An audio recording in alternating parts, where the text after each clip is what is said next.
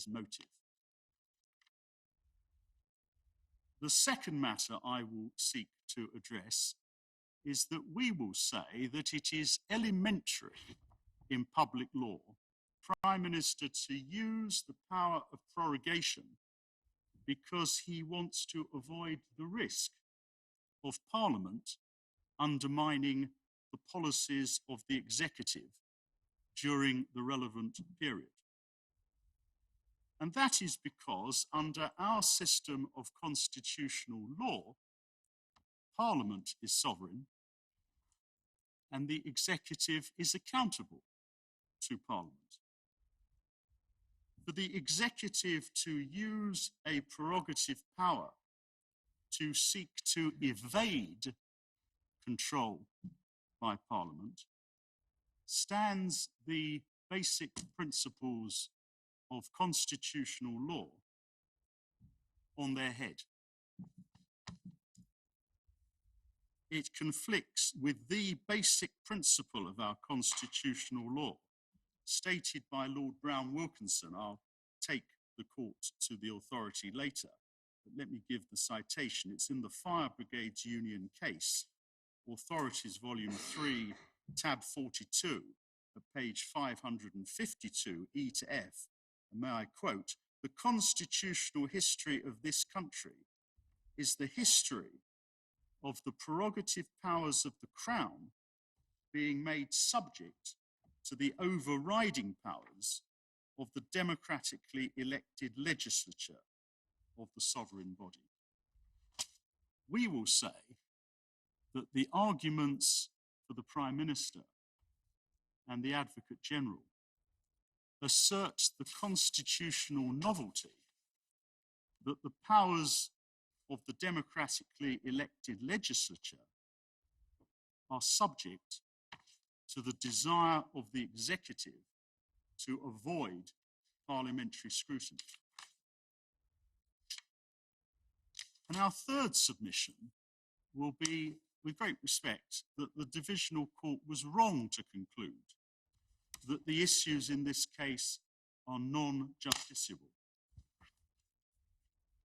Identifying whether a power has been used for a valid purpose is a legal question. It is not a political question. It's a question for the courts, and the rule of law so demands. This court is not being asked to identify a list of purposes for which prorogation would be lawful, nor is this court being asked to specify what would be a valid period of prorogation. The court is being asked to answer the legal question of whether it is within the scope of the power conferred on the Prime Minister for him to exercise it for the purpose alleged. My understanding is that Lord Keane, my learned friend Lord Keane, is going to address the facts of this case, and my learned friend Sir James Eadie is going to address the legal issues, that is issues 2 and 3. There may be some modification of that, but in substance, that's what it amounts to. Can I also say I'm not abandoning the various other ways in which the claim has been put in the written submissions and in the points made by the interveners. And we're very grateful for all the interventions, and I have much of my submissions is derived from the points that are made in them. But I want to focus my oral submissions on what we see as the 3 main issues. My ladies, my lords, before I develop those 3 points, may I also indicate by way of introduction why we are going to say that the 3 points which are highlighted in the introduction to the written case of the Prime Minister and the Advocate General at paragraph 6 through to 9 have no substance. And they make three essential points. First, they say that there are no legal rules, only conventions governing the frequency with which Parliament sits and the length of time between parliamentary sessions. I emphasise we are not inviting the court to specify any such rules. Our case is that when the Prime Minister exercises his admittedly broad discretionary power to advise Her Majesty on prorogation, it is an improper purpose for him to be motivated by a wish to avoid parliamentary control over the policies of his government. The length of the prorogation in this case is important, but it is important not because a prorogation may only be for 1 week or 3 weeks. That is not our case. The length of the prorogation is relevant because the exceptional length of the prorogation in this case is strong evidence that the Prime Minister's motive was to silence Parliament for that period because he sees Parliament as an obstacle to the furtherance of his political aims. The second point emphasised by the Prime Minister and the Advocate General is that there are statutory provisions which regulate, to some extent, parliamentary sittings. Most recently, as the court will have seen, the Northern Ireland Executive Formation Act of 2019. Our response to that point is that none of that legislation addresses or affects the common law power and duty of this court to ensure that a discretionary prerogative power is not exercised for an improper motive. And the third point that the Prime Minister and the Advocate General emphasise is they say that this complaint is academic, their word, because Parliament was able to sit, and did sit, between the 3rd and the 9th of September, and Parliament will sit again on the 14th of October. They point out that Parliament legislated between the 3rd and the 9th of September, and if it wishes, it will be able to legislate again as from the 14th of October. Our answer to this point is twofold. First, we say if we can sustain our complaint that on the 28th of August, the Prime Minister advised Her Majesty that Parliament should be closed for 5 weeks because he was concerned that Parliament would or may damage the implementation of his policies, then that is an invalid purpose.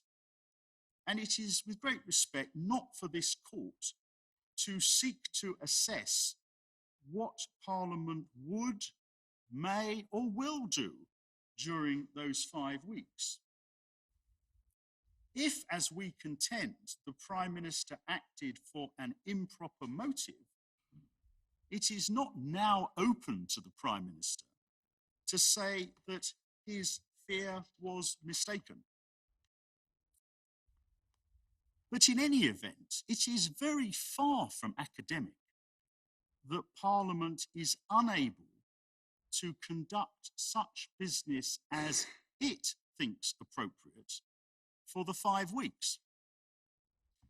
To put it at its very lowest, Parliament may decide during the 5 weeks, now 4 weeks left, to enact further legislation, informed by the answers to parliamentary questions, informed by debates, informed by reports from parliamentary committees. Parliament may, I don't ask the court to say more than this, but Parliament may want to keep a close eye on the negotiations, if any, with other member states during the period. Parliament may wish to keep a close eye on planning for a no-deal exit during the 5 weeks. And in the light of parliamentary scrutiny, Parliament may wish urgently to legislate during that period. It may wish to impose further obligations on the Prime Minister in the period leading up to the EU Council meeting on the 17th and 18th of October. The issues in these proceedings are very far from academic. The Prime Minister and the Advocate General say at paragraph 77 of their written case that there is no authority which supports the proposition that the exercise of a power to prorogue the legislature is amenable to judicial review. Our response, which I will develop, is that there are many precedents establishing the relevant principles of our constitutional law. There has hitherto been no need for any court to apply those principles in the context of the prerogative power to prorogue, because no Prime Minister has abused his powers in the manner which we allege in at least the last 50 years. That is back to the development of modern principles of judicial review. Well, can I just raise one point there? I mean, is it right that there is no authority in this country or anywhere else as the use of judicial review to control prorogation? Because I was particularly interested reading Anne Twomey's book on the Veiled Sceptre, which deals with prorogation in the sort of Westminster model. And it's quite clear from that the sort of issues of misuse or alleged misuse of power have come up on many occasions in many different jurisdictions. Not in courts. No, but that's why I was just wondering why not, given that they clearly, are we just looking at this country? Are we looking around more broadly at experience in the common law world? We found, and the other side have found, no judicial authority. And I'm suggesting that the reason in this country, at least, why no case has come to court is because nobody has identified any similar factual circumstance in which the principles have needed to be applied. But I do say that there are well-established authorities as to the principles that should be applied in the circumstances of such a case. My ladies and my lords, one other preliminary matter. We say that Her Majesty the Queen enjoys no personal prerogative in this context. Her Majesty was obliged to accept the advice from the Prime Minister. The Prime Minister and the Advocate General disagree on that issue. See paragraph 35 of their written case, but they add, and we agree, I quote, "This is not an issue which arises for determination on the present appeal," end of quote. It may assist the court also just if I draw attention to what happened in this case, because on the 29th of August, the Lord President of the Privy Council, Jacob Rees-Mogg, was one of the Privy Councillors who attended on Her Majesty at Balmoral, and he has described how Her Majesty formally approved the Prime Minister's request to prorogue Parliament. And if the court, please, has the trial bundle in the Miller case, the court will see at tab number 51. Do we have this electronically? Yes, it's page 373. I hope the court also has it electronically. Well, we have no less than, I'm sorry about this, but there's always trouble with the documents in these cases, and we need to sort it out. We've got 5 different documents on a memory stick. Is it the hearing bundle? Yes, it's called the trial bundle for hearing on 5th of September. I hope that is the same document as the President is referring to. It has 68 tabs, maybe more than 60. How many pages has it got? Oh, yes. My volume goes up to page 518. Well, mine goes up to 591. As does mine, I'm afraid. I think it's could I ask the court to turn to tab number 51, which is page 373? Let's see whether it works, yes.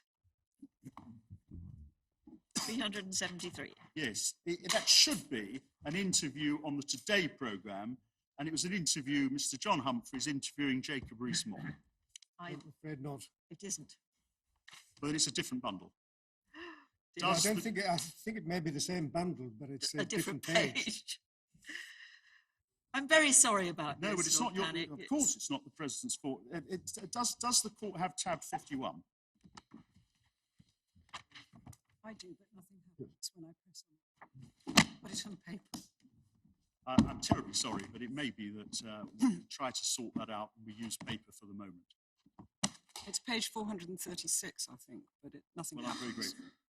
Nothing happens. Yes. 436. Yes. So does the President have that number? Yes. That page? I'm grateful.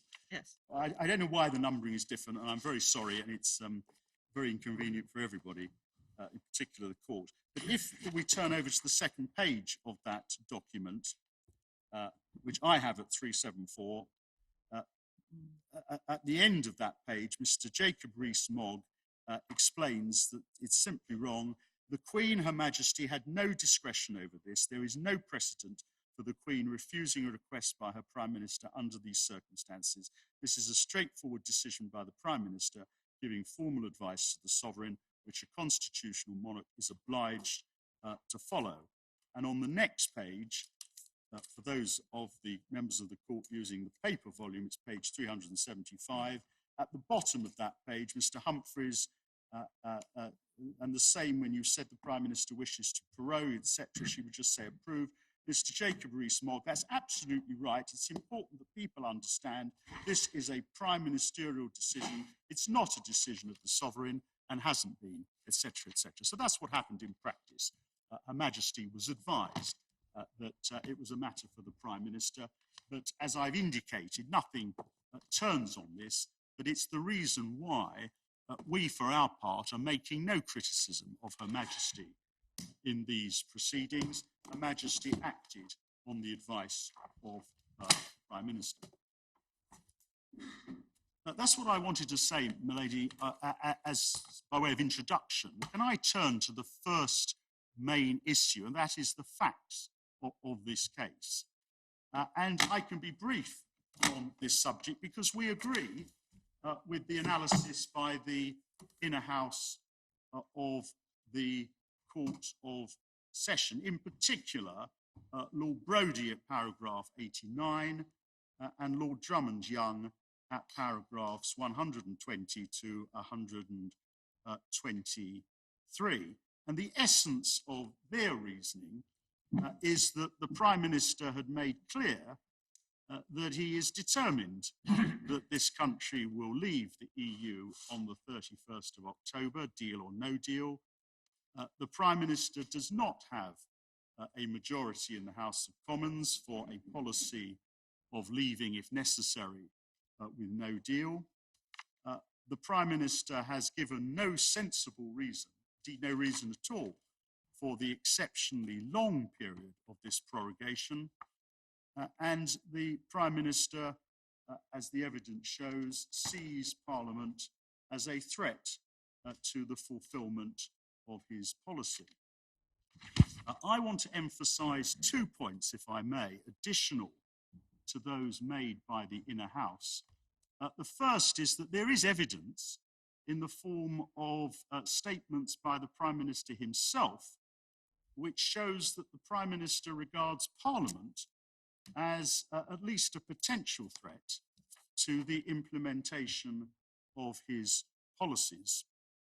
And there are 2 interviews with the Prime Minister. The first is by Sky News, and the court will find that interview in the same trial bundle. I have it at tab 54, which is page 400. I hope the court will be able to tell me where electronically the court has it, but in my bundle, it's trial bundle tab number 54, page 400. And it's an interview, BBC, a Sky News interview with Boris Johnson by the journalist Sam Coates.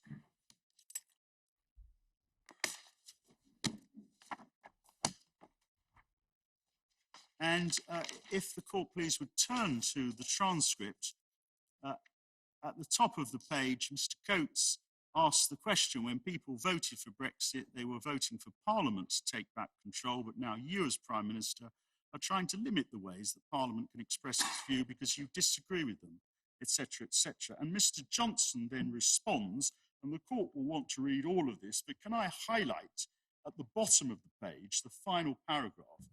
The Prime Minister says this: just to get back to Parliament, which I bet you are going to ask me about, just to get back to Parliament, I am afraid that the more our friends and partners think at the back of their minds that Brexit could be stopped, that the UK could be kept in by Parliament, the less likely they are to give us the deal that we need. And so that is why I really hope that MPs will allow the UK to do a deal, get ready for a no-deal Brexit, and that is the best way forward for our country, believe me. This was immediately after prorogation. This is the 30th of August, 2019. And to the electronic number, Lord Pennick, is 464. Yes. Very grateful. I'm terribly sorry about that. That means it's 63 pages on from the number you have. Yes. Well, I'm sorry. I feel sure somebody can help you. I'm sure. Well. So I had 63. Well, then the next... mental arithmetic is up to it, I'm sure. It may test my abilities, but the next number, that the next page that is relevant, I have at tab 55. I have at page 408. And adding 63 to that takes us to 471.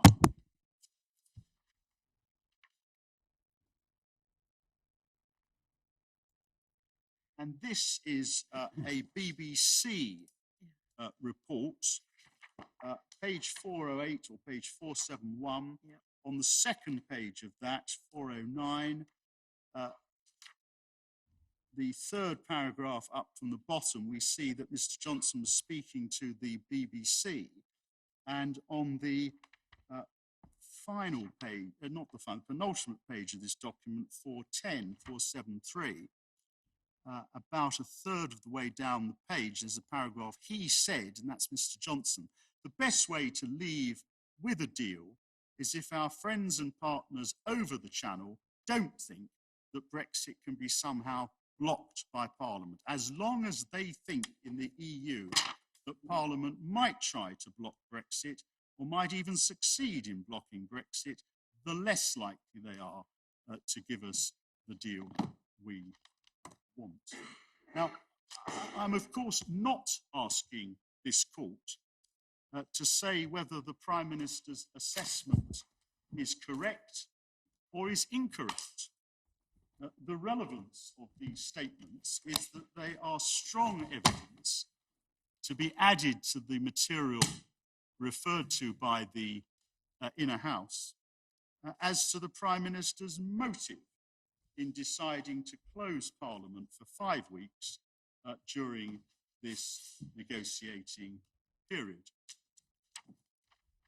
The other point I want to make on the facts is that it is, we say, a remarkable feature of these proceedings that the Prime Minister has not made a witness statement explaining why he decided to advise Her Majesty to prorogue Parliament for a period as long as 5 weeks.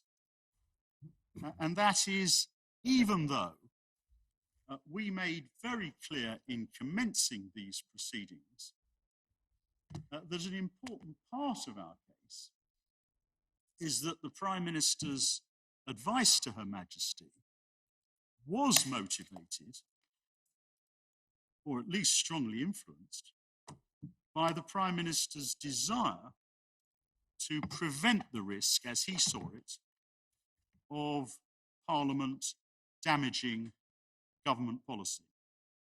And we set that out in our Statement of Facts and Grounds, dated the 28th of August, which is in the trial bundle at tab 2. If the Prime Minister did not wish personally to make a witness statement, such a statement could have been made by the Cabinet Secretary, as in the GCHQ case. The only witness statement from the government side is from the Treasury Solicitor, whose statement is confined to the production of documents. The Treasury Solicitor, Mr. Jonathan Jones, could not give evidence as to the Prime Minister's reasons for advising a 5-week prorogation. My ladies and my lords, of course, the production of a witness statement from the Prime Minister, or indeed anyone else, setting out the reasons for advising on a prorogation as long as 5 weeks would have had legal consequences. And the legal consequences of such a witness statement would have been almost inevitably an application to cross-examine. The legal consequences would also be that it would be a contempt of court, of course, for such a witness statement not to tell the truth. Our submission is that the documents pose more questions than they answer, as the Inner House has pointed out. And in any event, the production of those documents is no substitute for evidence from the Prime Minister or from someone on his behalf stating to the court in terms why he thought a prorogation for the exceptionally long period of 5 weeks was appropriate. We draw attention to the decision of the Court of Appeal in the Das case. Now, this appears, I hope, in the supplementary authorities bundle, supplemental authorities bundle at tab number 19.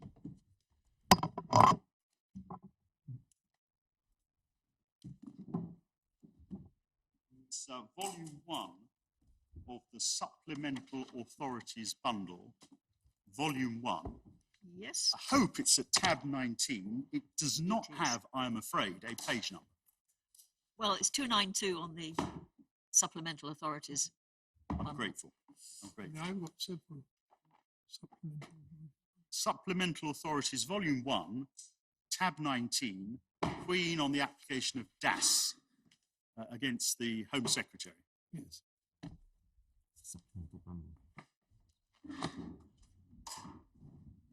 And the relevance of this case is that it approves the test stated at first instance by my Lord Justice Sales, sitting at first instance in that case, as to the applicable test relevant to this principle that I am relying upon. And that appears in DAS using the numbering in the report right at the end, page 3565. If I may... I'm afraid some of us are struggling here. I've got a supplemental authorities bundle produced by your solicitors. Yes. That goes up to tab 12. Oh dear. I've got a supplemental authorities bundle 2 produced by your solicitors, which starts at 35. Then, but you want one in the middle. I do, my lord. I'm terribly sorry. Maybe the best thing to do is if we hand up to those members of the court who, and I anticipate from the signs I'm receiving that my lord, the deputy president, is in the same position. I don't know whether, and so we need a number of copies, please, urgently. Of DAS. Can we just have DAS? We just have tab number 9. I'm terribly sorry about this. I've got it. What page? 35.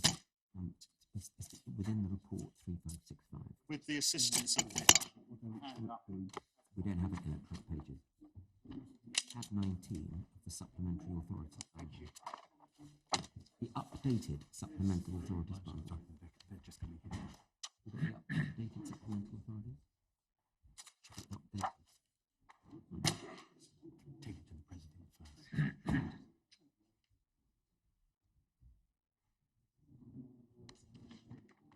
It's in the one? 1481 in the cherry bundle. Yes, it's also in the in the bundles authority in the cherry. 1481. Ah, yes. Number 13. Yes, I have that. In the cherry volume, it also appears at authorities, volume 1, tab 13. Yes. Great.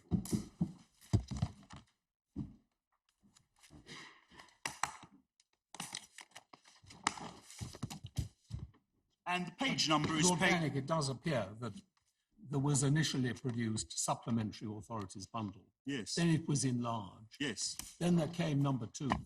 You've got to decide whether we all need to have, for the purposes of this appeal, the enlarged bundle. Well, and if so, as soon as possible. Well, indeed, my lord.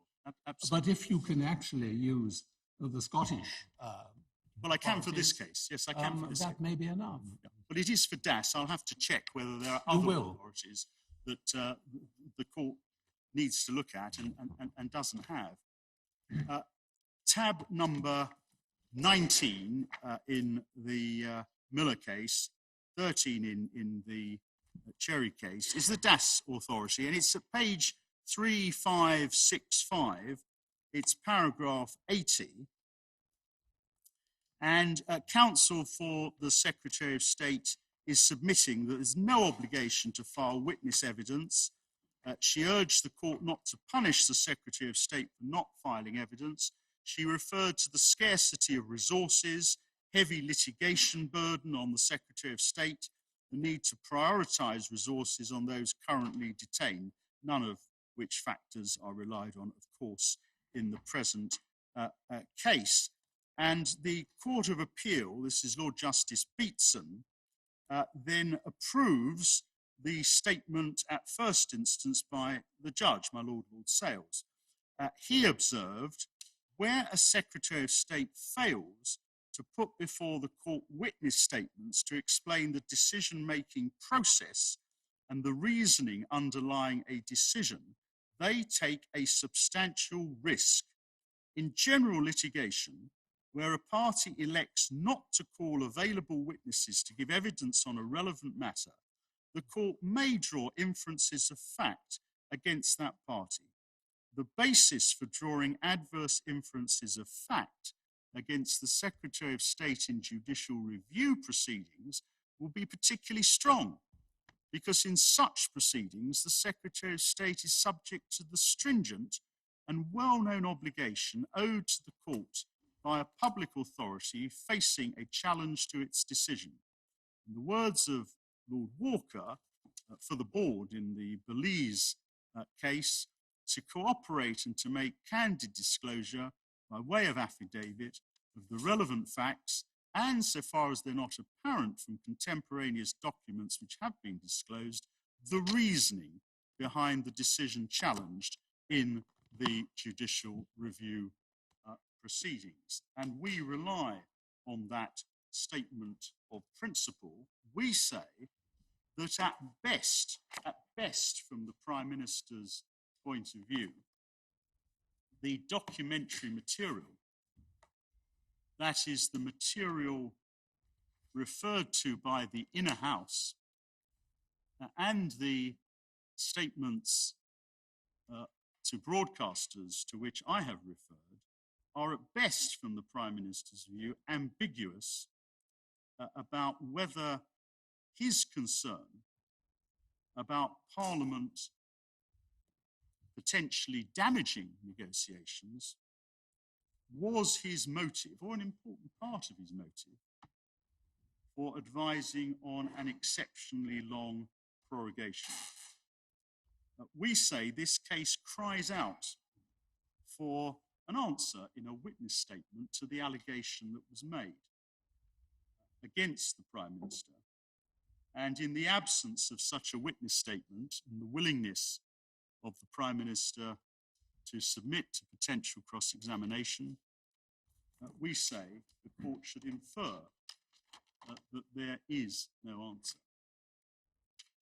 You might want to check. I think this question about drawing inferences in the absence of reasons is considered in Padfield.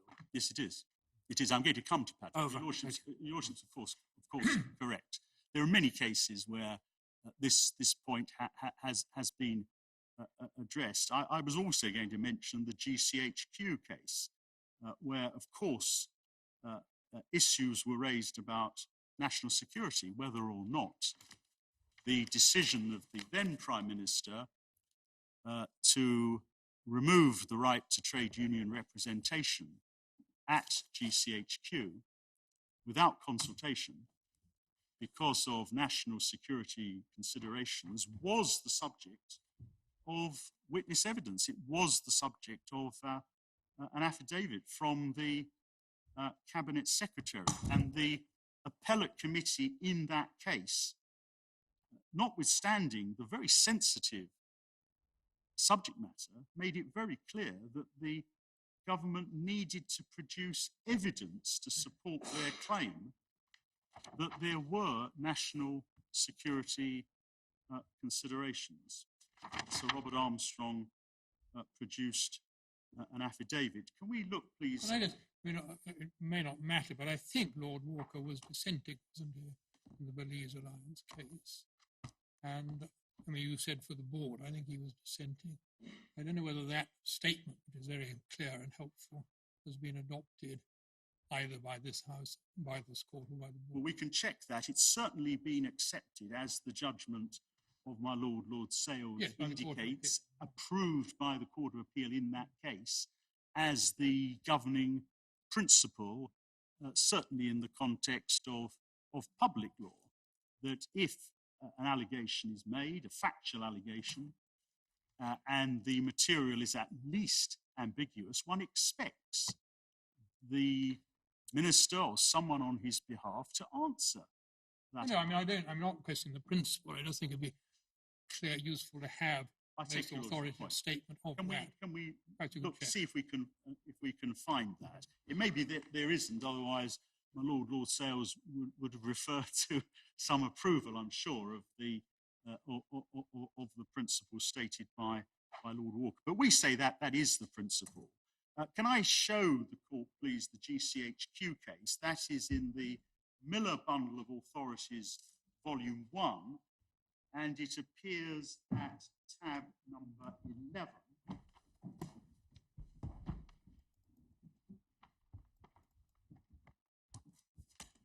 And the relevant passages, very familiar case, of course, the relevant passages that we rely upon, first Lord Scarman, page 404, picking it up at page 404, letter E, just under letter E. Do you know the electronic number of that, or again, are you not unable to help us? Yes, well, has Authorities Bundle Miller, Volume 1, tab 11. It's 31. It's page 31 of the 51 pages, yes.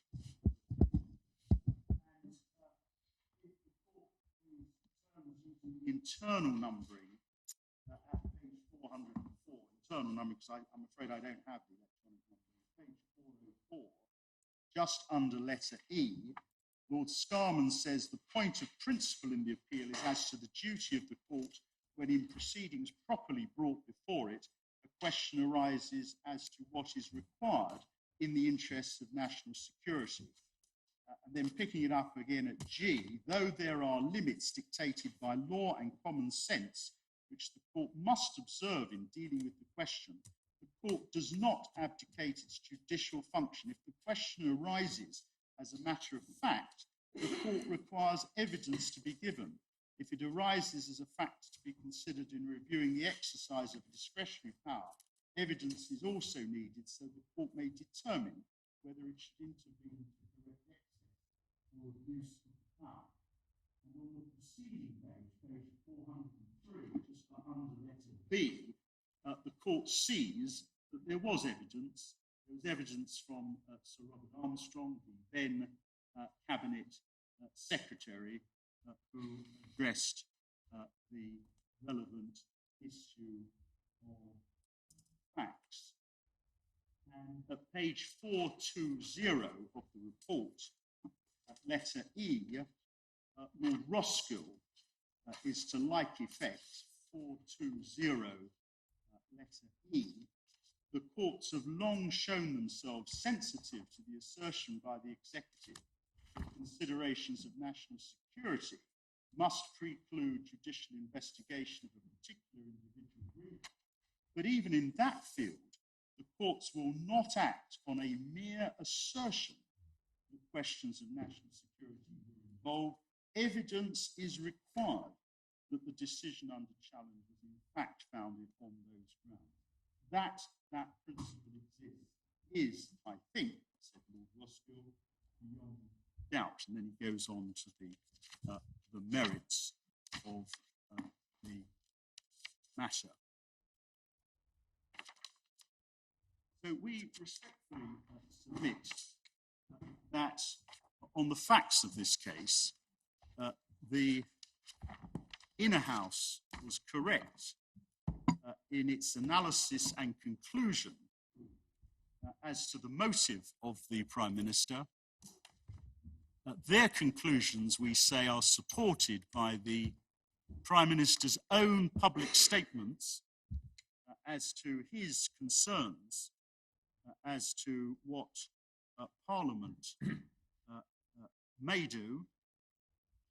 And the court, in addition, should be prepared in the circumstances of this case to draw an inference from the absence of any evidence on the government side by way of witness statement as to the answers to the allegation from the Prime Minister, or indeed from the Cabinet Secretary on his behalf. We submit that on all the material, the court should conclude that but for the Prime Minister's wish to avoid parliamentary control, he would not have recommended to Her Majesty a prorogation for a period as long as 5 weeks, but he would have recommended a substantially shorter period in order to allow for a Queen's speech, the closing of one session, the opening of another, as had occurred on every occasion, that is a shorter prorogation, on every occasion in the last 40 years. If the court accepts our submission that there was here an improper motive, it is for the Prime Minister to satisfy the court that it was not material to the decision that he took. And he can't do that in the absence of any affidavit or witness statement. That's what I want to say in answer to the first part of the case. Lord Keane, of course, will respond for the government by way of answer to the decision of the Court of Session. And my friend Mr. O'Neill will have the opportunity to address the points that Lord Keane made. But that's what I want to say in opening on that part of the case. Can I turn to the law? The second part of my submissions concerns our contention that for the Prime Minister to advise Her Majesty to prorogue Parliament for a period of 5 weeks in order to avoid what he saw as the risk of Parliament undermining his negotiations is to use the prerogative power for an improper purpose. And we say it's well established in public law that a power conferred on the executive may only validly be used if it is for a proper purpose.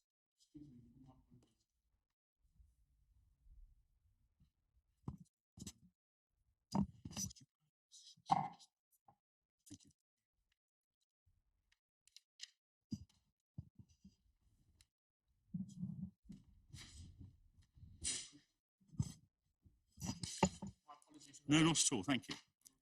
And this is a principle which can be traced back to the 17th century and traced back in modern times to Padfield. The matter is addressed by the learned authors of De Smith, which I hope the court will find in supplementary authorities at tab 16, although that too may not.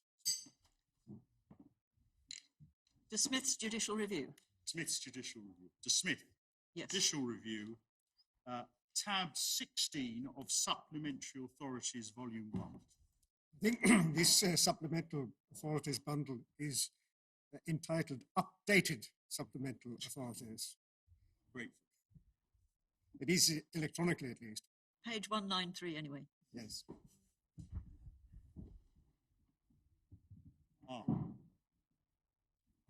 There is apparently, I'm told, an envelope that some members of the court may have with the updates. That may be the answer.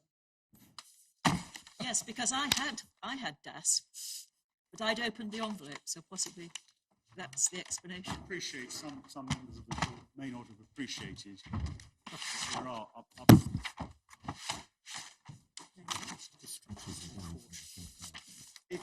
we'll sort this out over the short adjournment, but I hope that members of the court will have the updated material. It's tab number 16 of the Supplementary Authorities, Volume 1. I'm grateful. That's the answer. Probably not the most difficult question in this case, but it's the answer to that question. Supplementary. Well spotted by the young lady behind Indeed, you. I'm very grateful to Emily from Mishcons. The court will see at paragraph 5009, which is the second page of this insert, that the learned authors, who of course are Lord Wolfe, Professor Jow, Catherine Donnelly, Ivan Hare, they describe the origins of this principle back to the 16th century, and the court will no doubt wish to look at that. But at 5-018, we come to modern times, and we come to the decision in 1968 of the House of Lords in Padfield was an important landmark. And it reminds us of the context. The minister had refused to appoint a committee, as he was statutorily empowered to do at his discretion, to investigate complaints made by members of the Milk Marketing Board that the majority of the board had fixed milk prices in a way that was unduly favourable to the complainants. The House of Lords held that the minister's discretion was not unfettered, and that the reasons he'd given for his refusal showed that he'd acted ultra vires by taking into account factors that were legally irrelevant and by using his power in a way calculated to frustrate the policy of the Act. And we have Padfield in the same volume, tab 18. But I mean, this is a statutory. Yes, it is. I have to satisfy the court that the same principle applies in the context of a prerogative power. Yes, I mean, we may not need to look at Padfield for the statute. Well, it sets out the basic principle. Can I very briefly just identify what the basic principle is? And it's Lord Reid at page 1030. Between C and D, very familiar, Parliament must have conferred the discretion with the intention that it should be used to promote the policy and objects of the Act, and they must be determined by construing the Act as a whole. Construction is always a matter of law for the court. If the minister, by reason of having misconstrued the Act or for any other reason, so uses his discretion as to thwart or run counter to the policy and objects of the Act, our law would be very defective if persons aggrieved were not entitled to the protection of the court, so it is necessary first to construe the Act. And then over the page, at page 1032, is the point that my Lord Deputy President was averting to. At the bottom of 1032, it was argued that the minister is not bound to give any reasons for refusing to refer a complaint to the committee, that if he gives no reasons, his decision cannot be questioned. And it would be very unfortunate if giving reasons were to put him in a worse position. But I do not agree, says Lord Reid, that a decision cannot be questioned if no reasons are given. If it is the minister's duty not to act so as to frustrate the policy and objects of the Act, and if it were to appear from all the circumstances of the case that that has been the effect of the minister's refusal, then it appears to Lord Reid that the court must be entitled to act. And then I emphasise the following sentence. A number of authorities were cited in the course of the argument, but none appeared to Lord Reid to be at all close to the present case. In other words, his lordship was not deterred by the absence of a clear precedent. His lordship proceeded, as I am inviting this court to proceed, by reference to principle. The speeches of the other members of the appellate committee were to like effect, and without taking the court through them, they were Lord Hodson in particular at 1049 E to G, Lord Pearce at 1053 G to 1054 A, and Lord Upjohn at 1061 E to 1062 A. It might be said that there is there's a different nuance here from the passage that you cited from Mr. Justice Sales, that rather than drawing an analogy with a failure in ordinary proceedings to lead an available witness, and therefore being inclined to draw an adverse inference against a party, it's put here more in terms of looking at all the circumstances and deciding what inference should reasonably be drawn. Yes, but in my submission, the absence of a witness statement that addresses what is otherwise at least a strong prima facie case is a relevant consideration for the court to address. Public law has moved on in my submission since 1968.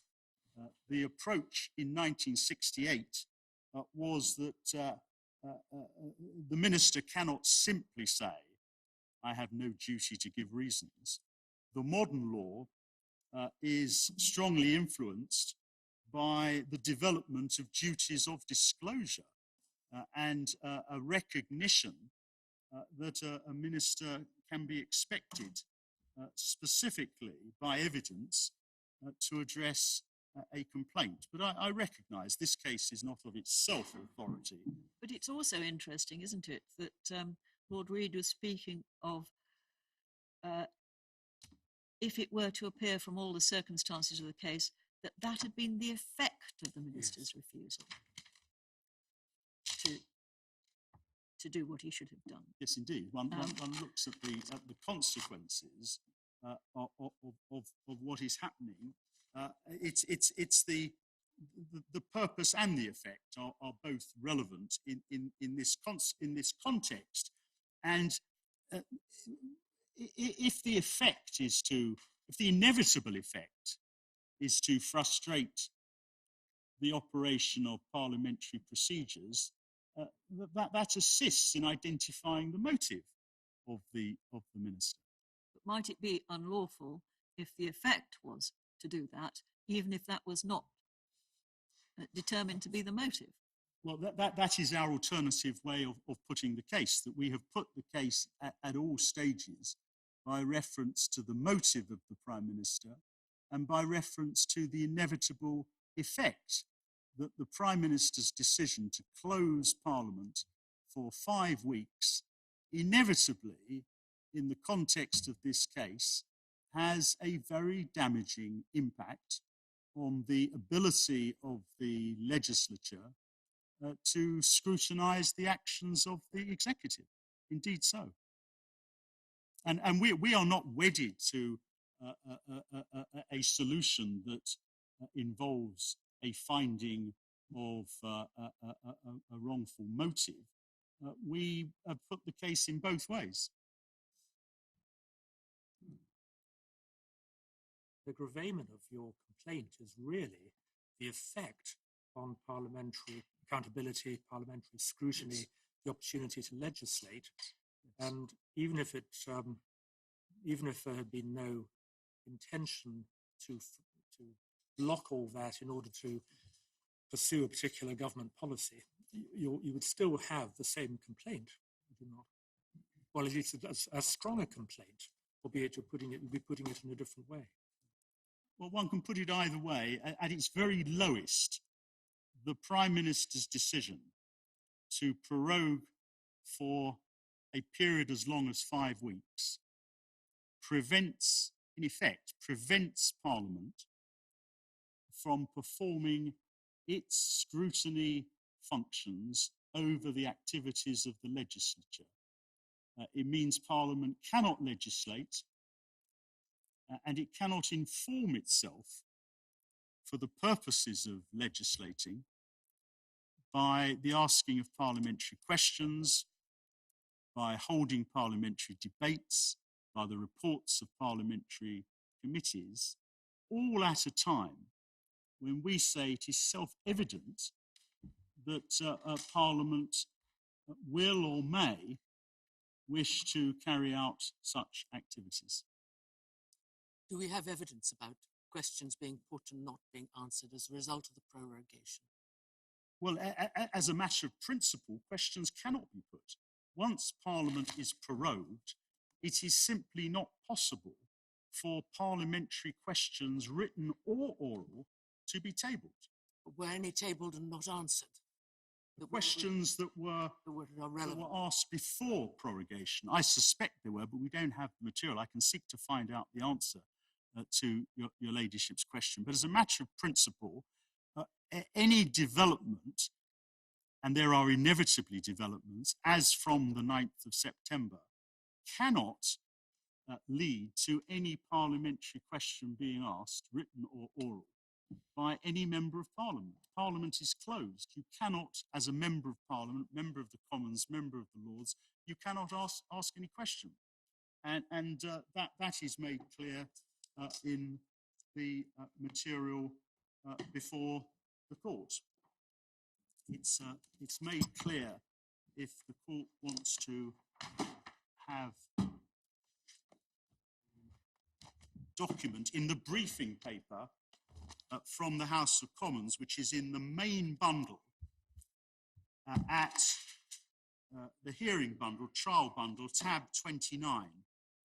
It's the House of Commons briefing paper, It's page 169, and adding, was it 63 pages, takes us to 232. But I have it at tab number 29 of the trial bundle. And the relevant passage, if the court has that document, is at page 180 in the paper version, 223 in the electronic version. In the middle of the page, neither House of Parliament sits. During prorogation, Parliament does not meet. This means legislation cannot be considered or introduced by MPs and peers. Debates in the Chamber or Westminster Hall are not held. Written and oral parliamentary questions cannot be asked. Committees do not carry out the usual business of inquiries and evidence taking. Temporary suspension of activity is not normally significant, as a new session typically begins shortly thereafter. For a longer prorogation, however, this suspension of activity weakens the ability of parliamentarians to hold the government to account. That's the undisputed position.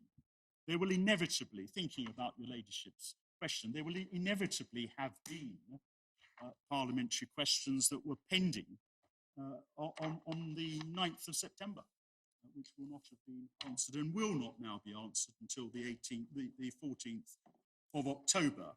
But the point I emphasise is that Parliament is prevented from responding to whatever developments there may be, and it's not difficult to see that there are and will be developments as from the 9th of September.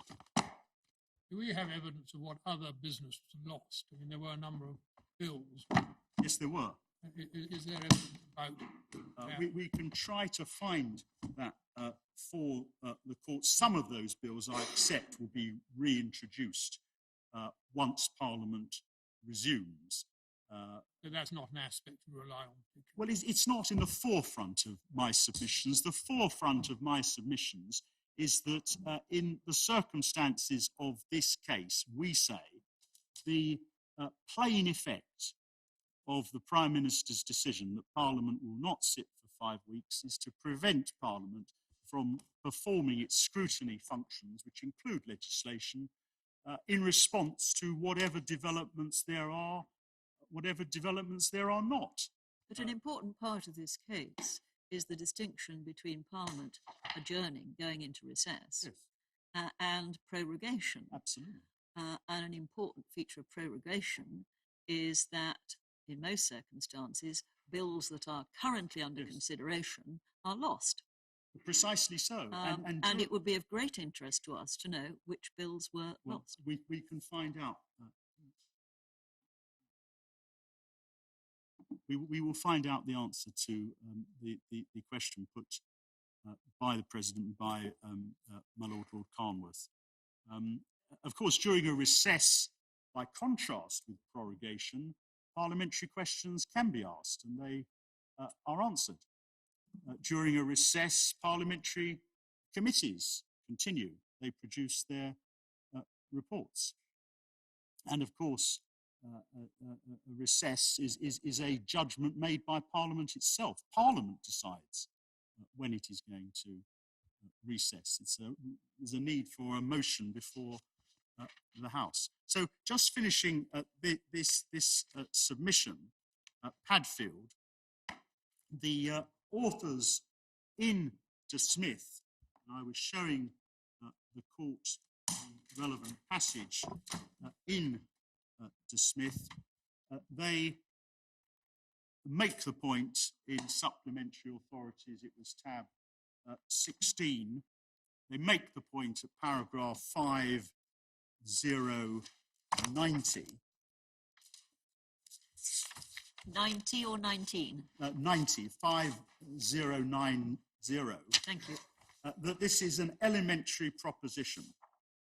That is, that power granted for one purpose may not be exercised for a different purpose. it's elementary, and it is elementary. Do they deal with the question of prerogative as opposed to the in this context? Smith, not that I'm aware of. I will check them. No, we haven't found such a statement. Now, in the context of a statutory power, identifying the proper purpose for which the power may be used is, as Lord Reid said, a matter of construing the legislation, assisted, of course, by legal principles which the court applies. In the context of a prerogative power, the exercise is more complex because there is no statute. But we say it's not different in principle. It's still for the court to identify what are the purposes, what are the impermissible purposes for which the power may be exercised. And this has been the subject of analysis by Professor Mark Elliott. And can I invite the court's attention, please, again to the supplementary authorities.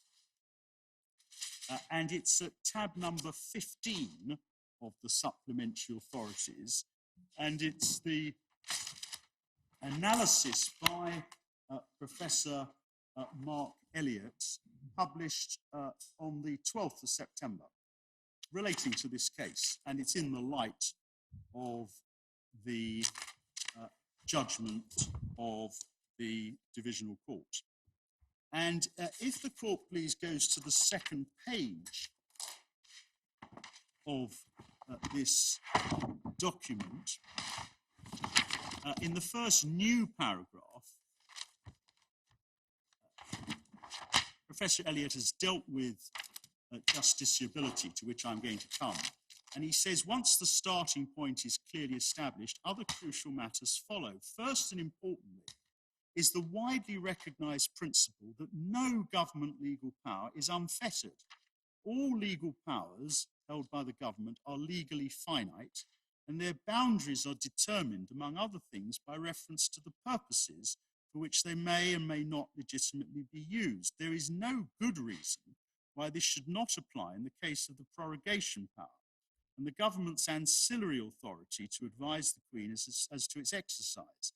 It follows that those powers are legally limited, among other things, by reference to the purposes for which they may and may not legitimately be used. What those purposes are is a legal question for determination by courts in the ordinary way. When such questions arise in respect of statutory powers, they are resolved first and foremost by means of statutory construction. That is, the legislative text is examined and construed by the court, and the purposes for which the power can and cannot lawfully be used are thus determined. However, the process of statutory construction is rarely a purely literal one that entails recourse to nothing more than a dictionary, and it frequently involves the attribution of meaning to the statutory text by reference to broader, relevant, legal, including constitutional principles. And he says that this is so well established that authority is not needed, but he cites the Robinson case, which is Authorities, Volume 4, tab 46, the Sims case, Volume 3, tab 44, and the Fire Brigades Union case, Volume 3, tab 42.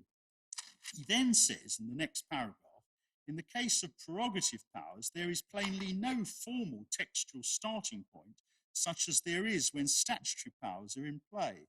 It follows that it may be more difficult to determine the boundaries of such powers, including by reference to the purposes for which they can and cannot lawfully be used. It does not, however, follow that no such boundaries exist, nor does it follow that questions as to the location of such boundaries are anything other than legal questions, just as fundamental constitutional principle may cast light on the proper meaning of statutory texts, and thus on questions as to the proper and improper use of statutory powers, so fundamental principle may illuminate and determine the boundaries of prerogative power, including the purposes to which they can and cannot lawfully be put. And on the next page, in the paragraph, the new paragraph, a third of the way down, in these cases, the question is therefore whether the use to which the power has been put results in the boundaries of the power having been exceeded, with reference to any purposes for which the power may not lawfully be exercised. The Divisional Court rightly noted that there are several purposes for which the power can lawfully be exercised, but the question here is whether the power has been used for a purpose for which it cannot be so exercised, and that raises questions of evidence and legal principle. He says he takes no position on the evidential question. Two legal questions then arise. Is the stymieing of Parliament, that's the inner sessions, the inner houses phrase, is it a purpose for which the prorogation power can lawfully be exercised? And is dealing with this matter something that the court can legitimately do, or are the issues non-justiciable?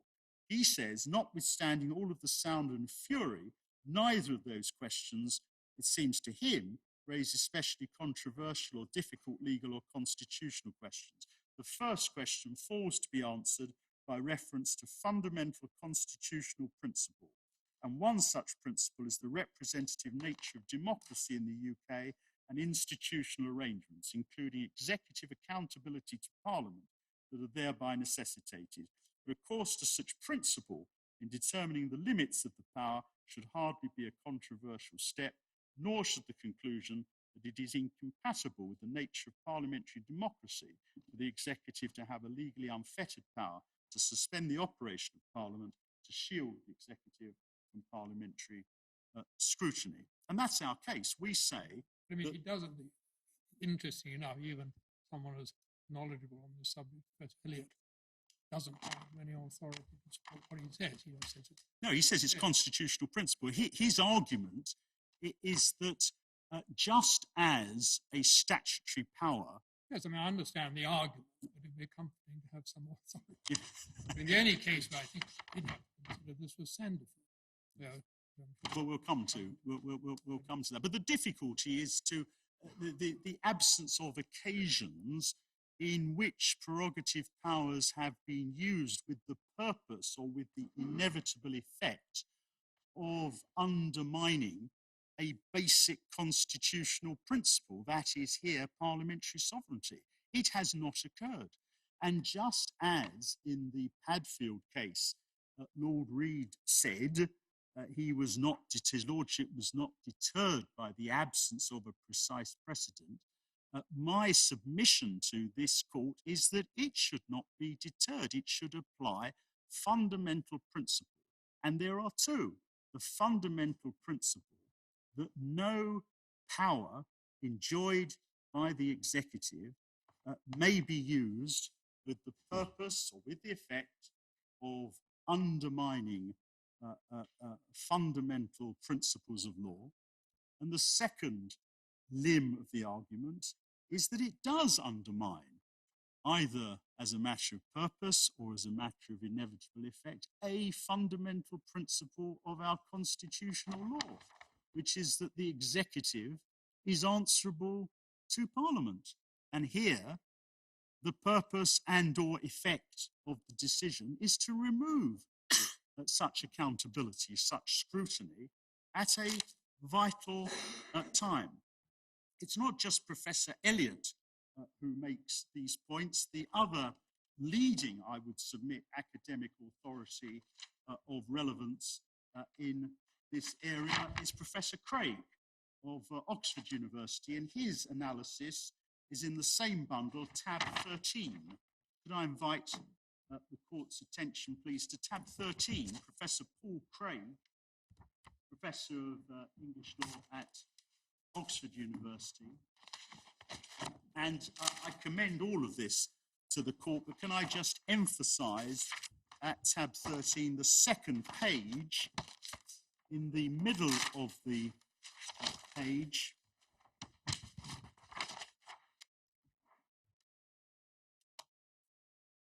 and there's a paragraph in the middle. He's dealing with the argument of the divisional court. He says, if we accept such an argument, then we recast the boundaries of parliamentary sovereignty as traditionally conceived. Parliament remains omnipotent in the sense that there are no bounds to its legislative authority, but the executive can determine when Parliament exercises that legislative authority it can choose to prorogue Parliament whenever it wishes, including in order to prevent Parliament exercising its voice through legislation or otherwise, merely because the executive believes that what Parliament might do is undesirable. The executive's decision in this respect is legally unchallengeable, irrespective of the ground on which the prorogation decision is based. If this represents the law, says Professor Craig, then every textbook, article and essay on constitutional law has missed this crucial qualification to the sovereignty of Parliament. So Professor Craig puts it the other way round. He says that if it were really to be the constitutional law of this country, that the executive may act for the purpose or with the inevitable effect of silencing parliamentary scrutiny, then one would expect to find some authority to support that contention, and there is none. We therefore submit both, as I say, that it's a basic principle of law that public powers may only be validly exercised where they are not intended, do not have the effect of undermining constitutional principle. And we say here that either the purpose of the Prime Minister or the inevitable effect of his decision is to silence Parliament unnecessarily, because it doesn't need to close for 5 weeks in order for there to be a Queen's speech, and undermine constitutional principle. What is the principle? Well, it's a principle of common law as to parliamentary sovereignty.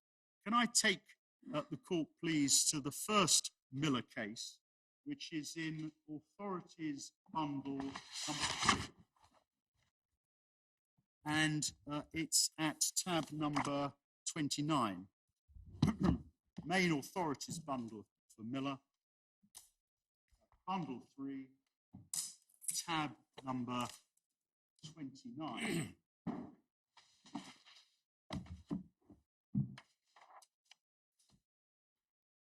I take the court first to the judgment of the Divisional Court.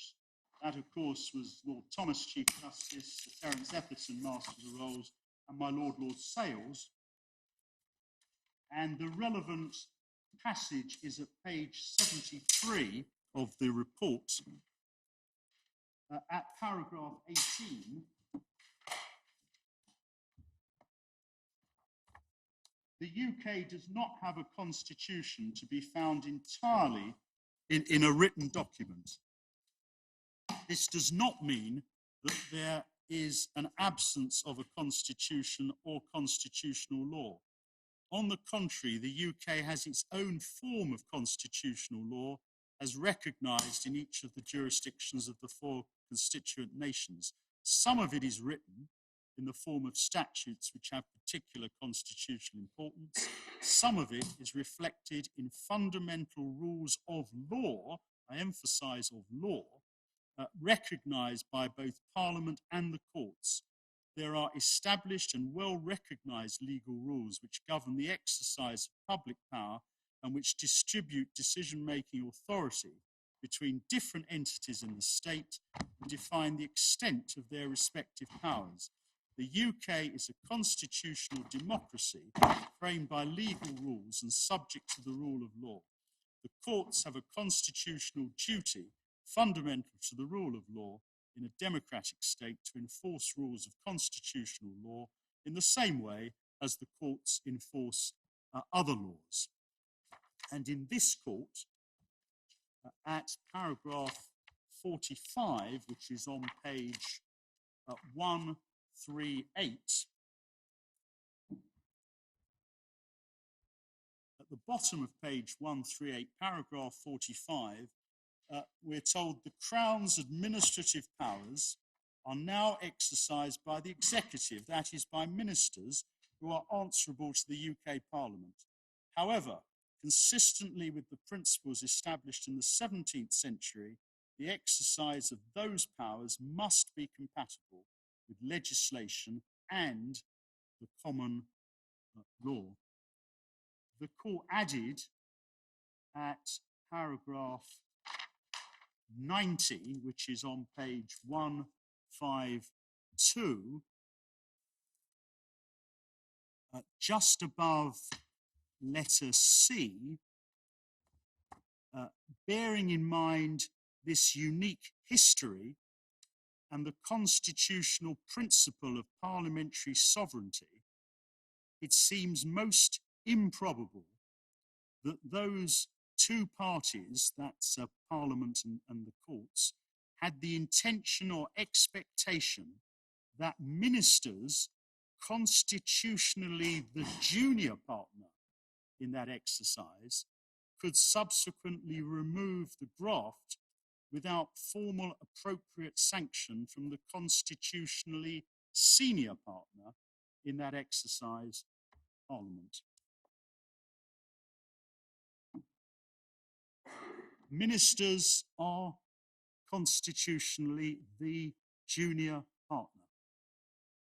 And the real issue in this case is whether the junior partner may lawfully remove the scrutiny of its activities by the senior partner, either with the motive or having the effect of removing such scrutiny on vitally important questions. There is, of course, a good constitutional law reason why ministers are the junior partner and Parliament is the senior partner. And that is explained by Lord Hoffman for the board, for the majority of the board, in the Banku case, which appears in Authorities Volume number 2 at tab number 23. This was the Chagos Islands case, very familiar to the court, and the relevant passage in Banku, it's volume 2 of the Authorities volume for Miller, tab number 23. The relevant passage is paragraph 35, which appears at page 482.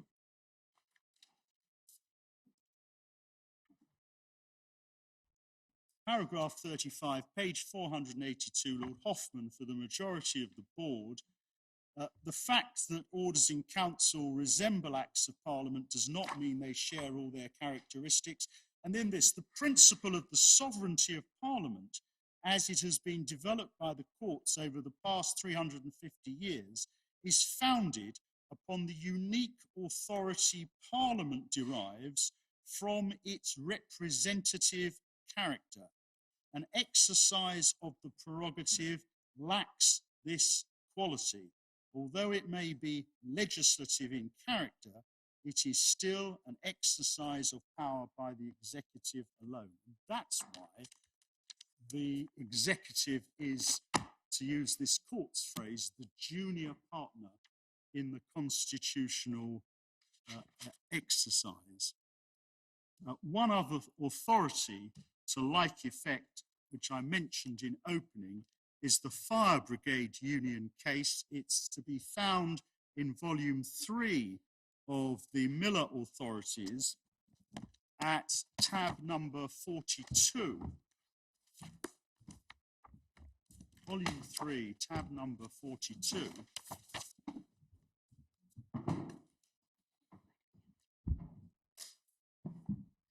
And the relevant passage is at page 552.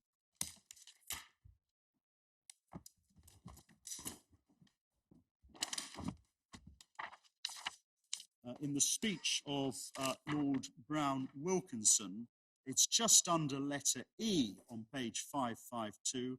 The constitutional history of this country is the history of the prerogative powers of the Crown being made subject to the overriding powers of the democratically elected, and I emphasize those words, democratically elected legislature as the sovereign body. And it is our submission that the case for the Crown in the present proceedings necessarily has to contend for the reverse, that the powers of the democratically elected legislature as the sovereign body are subject to the decisions of the executive as to when the executive enjoys, it is said, a discretion, complete discretion, to remove the powers of the democratically elected legislature in terms of motive or effect. And that was, in substance, the reasoning on this issue of law by the Inner House, Lord Drummond Young at paragraph 99. I won't take the court to it, but we draw attention to it, that the ministers cannot exercise prerogative powers with the intention or the effect of removing the powers of the legislature. Many of the cases, of course, relate to parliamentary sovereignty in the sense that the executive cannot defy or cannot frustrate what Parliament has said.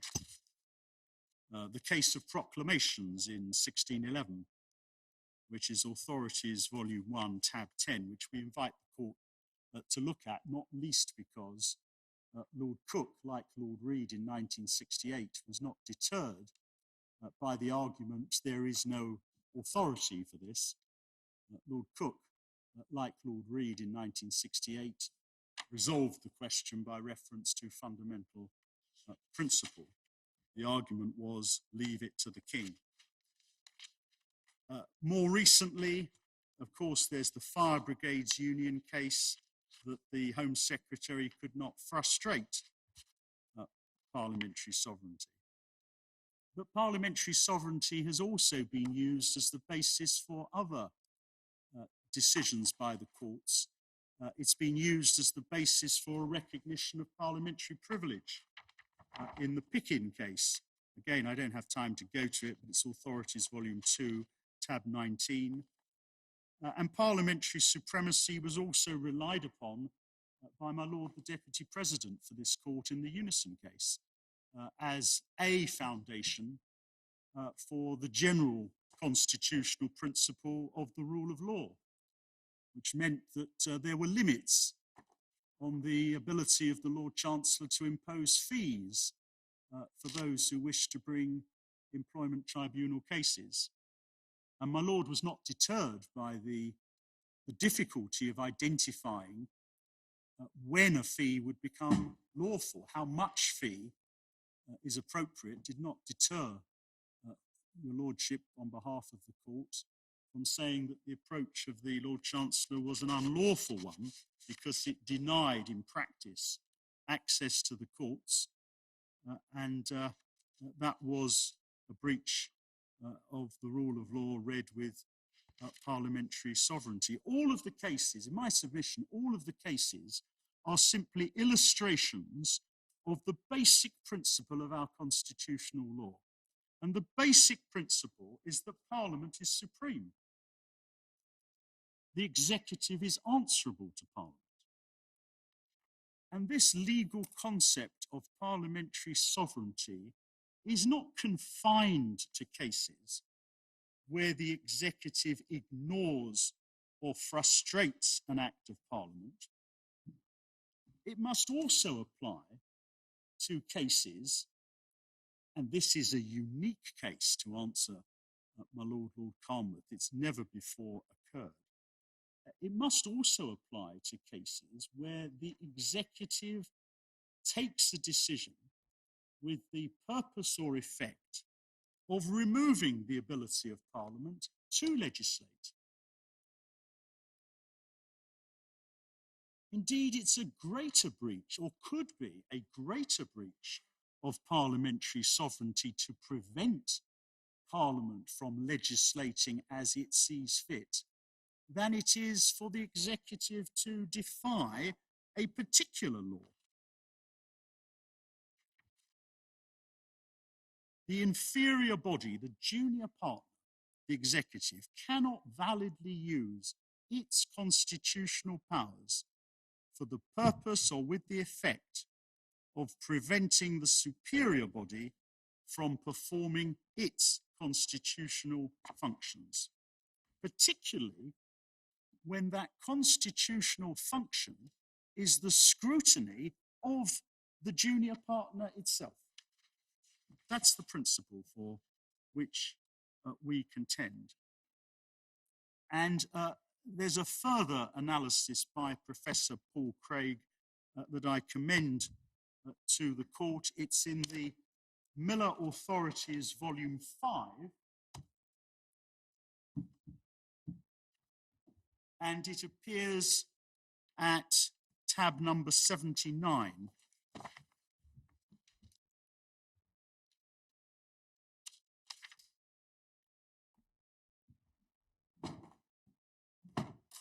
This was published on the 31st of August by Professor Craig, tab number 79 of Volume 5. He refers in the second paragraph to the leading cases. In the fourth paragraph, he says, the salient issue in relation to prorogation is whether the Prime Minister's discretionary power should be limited pursuant to the principles underlying the case law set out above.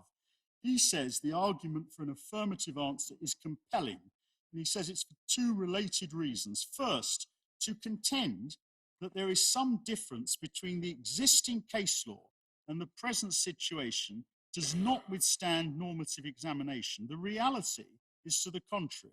The rationale for intervention to protect parliamentary sovereignty is even stronger than in the preceding cases. Consider the following two propositions.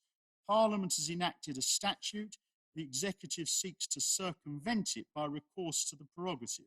The court intervenes to protect parliamentary sovereignty, and it does. Parliament wishes to exercise its legitimate authority through enactment of a statute or in some other way. The executive precludes this through prorogation, and the court is said to be powerless to intervene. This distinction makes no principled sense, more especially because the latter abuse of discretionary power is more far-reaching and significant than the former. The former impacts only on a particular statute. The latter constitutes a preemptive strike that takes Parliament out of the entire game for the crucial period during which it is prorogued. It affects not merely one piece of legislation, but its capacity to exercise the totality of its legislative authority, thereby severely curtailing the opportunity for parliamentary voice on an issue that, whatever one's view about Brexit, is of major importance for the UK's future. This is, moreover, the reason why judicial intervention in this instance would not signal some general judicial intrusion in this terrain. The use of prorogation in this instance is singular and warrants judicial intervention. Secondly, the case for intervention is also compelling because of the impact of the abuse of power in relation to prorogation on the sovereignty principle itself. The sovereignty of Parliament is the foundational principle underlying the unwritten UK Constitution. This sovereignty resides with Parliament, not with the executive. And he says that it represents a challenge to sovereignty since the executive in the standard case seeks to bypass an existing statute through recourse to the prerogative. It was for this very reason the House of Lords intervened to prevent this. The prorogation scenario is more far-reaching in its impact on sovereignty. The political discussion of prorogation by the present government was predicated on the assumption it could be legitimate for the Prime Minister to make use of the power intentionally. Then he's turning to intention to bypass what was felt to be a recalcitrant Parliament. This cannot be constitutionally correct. To subscribe to such reasoning diminishes parliamentary sovereignty as a foundational principle it transforms the UK constitutional order such that the cards become stacked in the executive's favour. And we rely on all of that, my lords and my ladies. Can I ask you to, if it were put to you that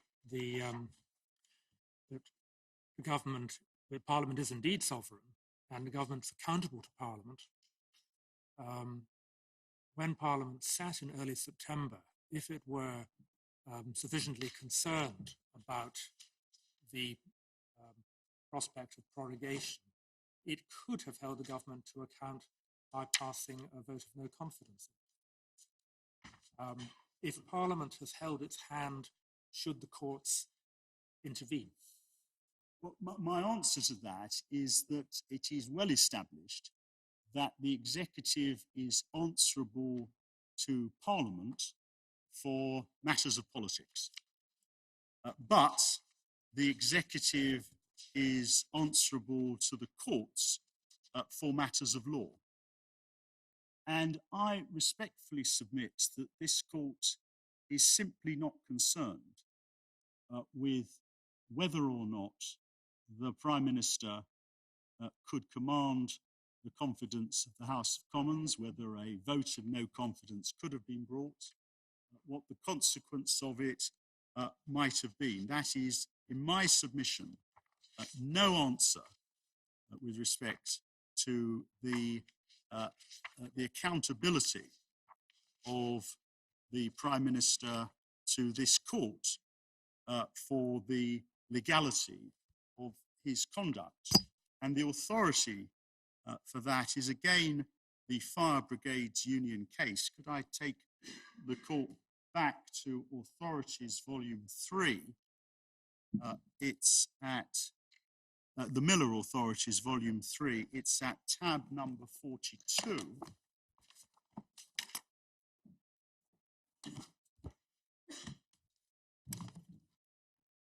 And the relevant passage appears at 572, again in the speech. I'm sorry, so this is in the speech of Lord Lloyd of Berwick at 572, Volume 3, Authorities, tab 42, page 572, at the bottom of the page. Lord Lloyd says this: no court would ever depreciate or call in question ministerial responsibility to Parliament. But as Professor Sir William Wade points out in Wade and Forsyth, ministerial responsibility is no substitute for judicial review. And then Lord Lloyd cites what was said by Lord Diplock in the National Federation of Self-Employed case. And Lord Diplock said this: it is not, in my view, a sufficient answer to say that judicial review of the actions of officers or departments of central government is unnecessary because they are accountable to Parliament for the way in which they carry out their functions. They are accountable to Parliament for what they do so far as regards efficiency and policy, and of that, Parliament is the only judge. They are responsible to a court of justice for the lawfulness of what they do, and of that, the court is the only judge. And we rely upon that fundamental principle. And I respectfully submit that if that argument were to be advanced against me, that Parliament could have expressed its dissatisfaction with the vote of no confidence, it is to blur the arguments of policy with the arguments of law. It is simply no answer to our submissions if they otherwise be correct.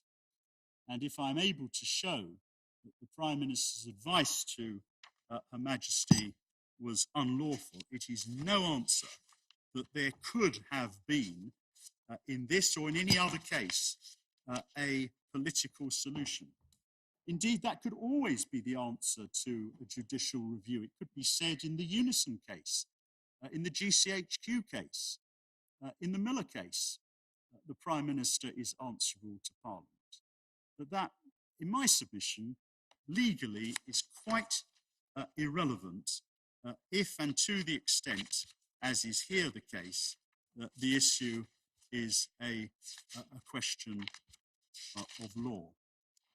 You also seek to say that the consent of the sovereign would have been required if Parliament had limited the government's. Your Ladyship is completely correct. That, of course, would not be an answer to the question put to me, however, by the Deputy President, because the consent of the sovereign would not have been required for a vote of no confidence. But if the argument were to be put, and it is put, I think, in the Prime Minister and the Advocate General's case, that what could have happened was a bill to remove prorogation, to alter prorogation. This is put in paragraph 9 of the written case for my friends. That would not be available because a bill which touches upon the prerogatives of Her Majesty, this is the point your Ladyship's putting to me, and I respectfully agree, a bill that touches upon the prerogatives of Her Majesty cannot be brought forward in Parliament without the consent of Her Majesty. And Her Majesty, of course, would be advised as to whether to give consent by the Prime Minister. The authority for that is Authorities Bundle, Miller Bundle, number 5, tab number 73. And it appears behind tab 73 in Bundle 5. This is from Erskine May, the latest edition of Erskine May. And the relevant paragraph of Erskine May is at paragraph 30.79. And that says, bills affecting the royal prerogative require the Queen's consent. And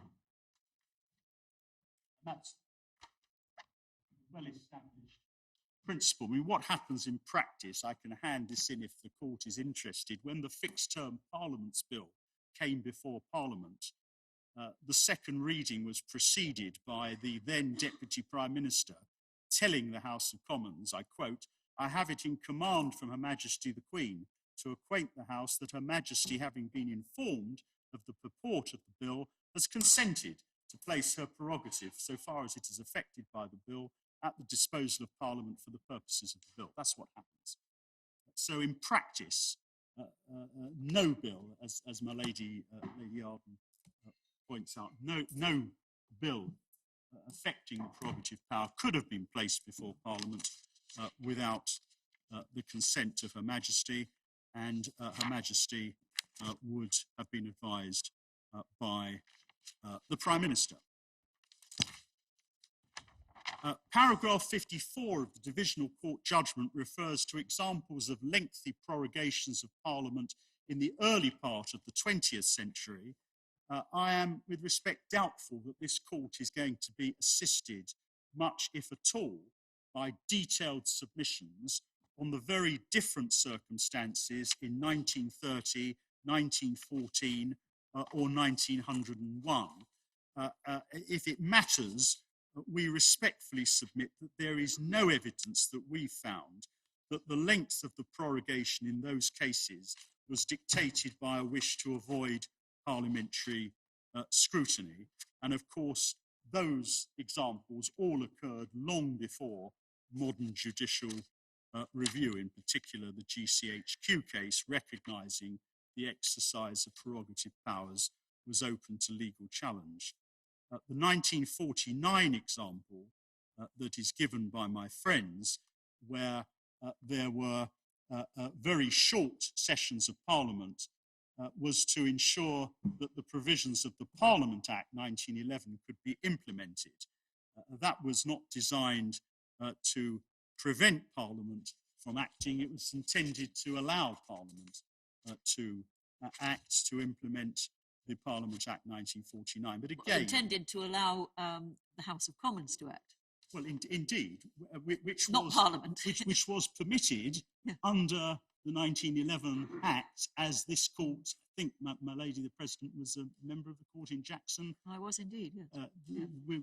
The court addressed that thorny constitutional issues. But that, of course, was 1949, again, long before GCHQ, and we respectfully doubt the court is much assisted by analysis of what could have been legal challenges in very different circumstances. May I then turn to justiciability? And our submission is that this case raises a legal question for resolution by the court. And the legal question is whether it is an invalid use of the power for the Prime Minister to exercise it in order to avoid parliamentary scrutiny, or with the inevitable effect of avoiding parliamentary scrutiny. Again, I rely on the academic analysis. I rely on the analysis by Professor Mark Elliott, which is in Supplemental Authorities, Volume 1, at tab number 15.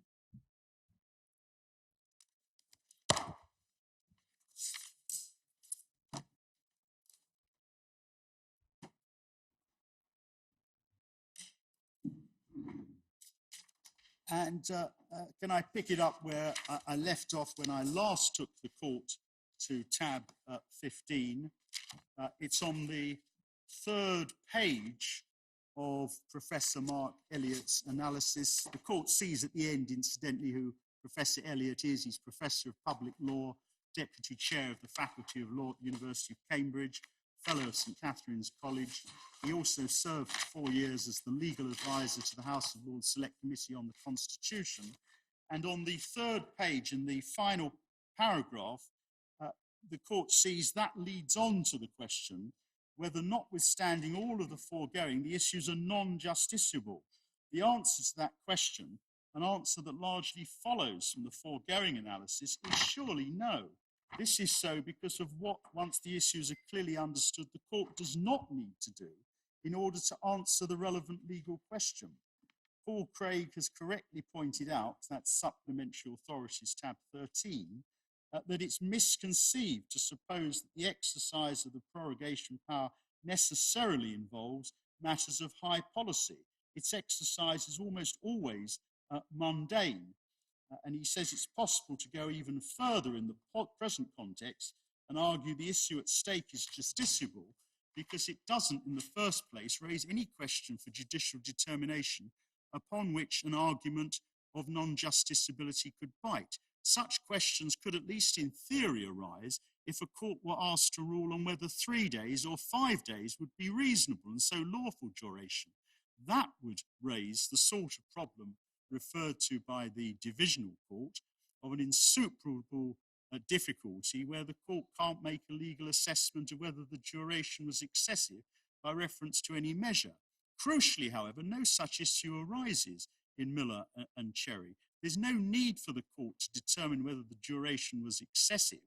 This is not, however, to deny, and this is our case, that inferences may properly be drawn from the duration of a period of prorogation when a court is determining what the true purpose, or indeed effect, was. And the government's position is the government wanted to open a new session of Parliament, hold a Queen's speech. This signally fails to explain why such an abnormally long period of prorogation has been chosen and gives rise to an inference in proper purposes at stake. Thus, far from requiring the court to determine whether the duration is excessive, the issue requires the court only to determine whether to begin with. Prorogation was undertaken for a purpose that was legally impermissible because it lies outside the range of purposes for which the power can lawfully be deployed. And that's the Padfield point, with the intention or effect of frustrating the legal principle of parliamentary sovereignty. This is a crisp question of constitutional law, says Professor Elliott, concerning the scope of the discretionary power to prorogue, as distinct from a question about whether discretion has been lawfully exercised. Such a question of law about the scope of the executive's legal powers is manifestly, says Professor Elliott, one that lies within the field of matters with which the courts can properly deal. And then I draw the court's attention to the following paragraph, which adds some further supplementary reasoning, which I won't read out, only in the Doesn't interest. really address the authorities on the subject. Again, it's slightly frustrating to hear a very eminent academic holding forth, but without actually any reference to the authorities on the limits of review of the prerogative power. The authorities to which I'm coming recognise in my submission that where one is dealing with a question of law, where one's dealing with the question of whether there has been a breach of the general principles of public law, the court does have jurisdiction. I will come briefly to the authorities. I would have thought that was slightly more useful than with respect to Professor Elliott. Because Well, I mean, this is, to my mind, one of the really difficult issues we have to grapple with. it is. What are the limits of review in relation to the prerogative? Well, I just want to show you, Lordship, because it is interesting in a field of constitutional law, just what approach is taken by the leading academics in this area. Before coming to the authorities, can I also show your Lordships what is said by Lord Mance on the question of reviewability in the context of prerogative powers in giving the FA Mann lecture? That appears in the Cherry authority, Joanna Cherry's authorities at volume 3.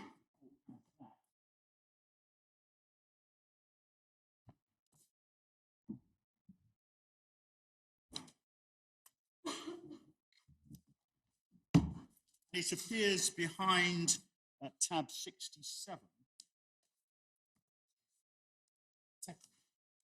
67, volume 3 of the Cherry authorities, tab 67. I commend all of this to the attention of the courts. Yes, MS page number 3092 is the relevant passage. It begins at 3073.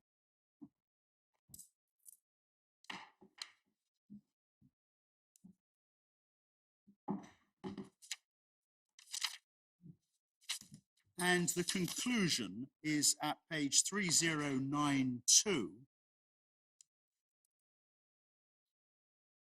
And at the top of 3092, Lord Mance, giving the FA Mann lecture on justiciability, says, drawing together the threads, my thesis is that for the most part, courts can and should adjudicate upon civil claims and public law claims without it being necessary or appropriate to resort to a doctrine of non-justiciability. There are a few ad hoc situations where an international law principle in the form of state immunity or a domestic law principle such as the Bill of Rights debars the courts from fulfilling their ordinary function. But the nature of ordinary civil claims makes non-justiciability a very rare phenomenon. Judicial review can, in contrast, range wider into areas that may potentially be thought to throw up problems of judiciability, but is subject to other controls, standing, institutional competence, discretion, which commonly make it unnecessary to grasp at so blunt a response. It continues to be the area of foreign relations in which respect for institutional or constitutional competence may most easily tip over into outright non-justiciability. There can here be no single litmus test. The political question doctrine has faded from English common law thinking. Very often it will be unnecessary and inappropriate to accept the blunt argument of a no-go area. There is a continuing shift to a more nuanced recognition that each case must be approached on its merits, weighing all relevant factors to decide whether the particular issue is really non-justiciable or whether any relief by way of judicial review should as a matter of discretion be granted.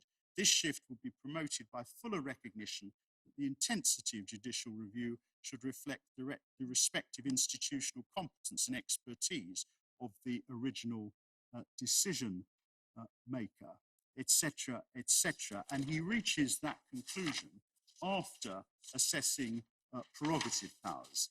That's part of the analysis that Lord Mance adopts. And I commend all of that to the court. It's similar, not the same, it's similar to the analysis by my Lord Sales, again speaking extrajudicially. If I could take the court to that, it's Authorities Bundle 5, the Miller Authorities Bundle 5 at tab number 84, under the heading Crown Powers, the Royal Prerogative and Fundamental Rights. Again, I commend all of this to the court. So which tab, sorry? It's volume 5 of the Miller Authorities. It's tab number 84, my lady. Thank you.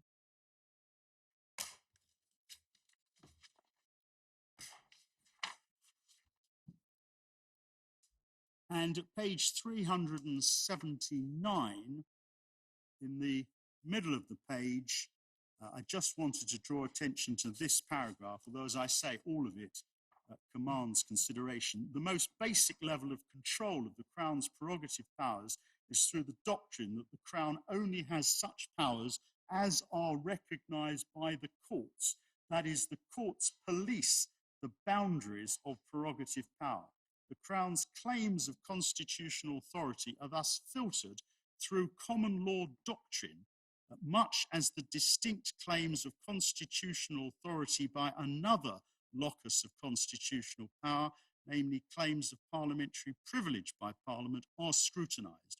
While the common law is not exactly the source of prerogative power and parliamentary privilege, it is only to the extent that they are recognised by the common law and permitted to have operation that the authority claims which they embody are effective in law. And that involves an examination of historical claims and practices over time.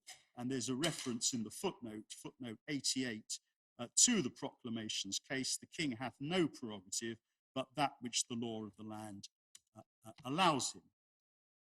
And we say that, with respect, is right, that the scope and extent of prerogative power is a matter for the courts to determine.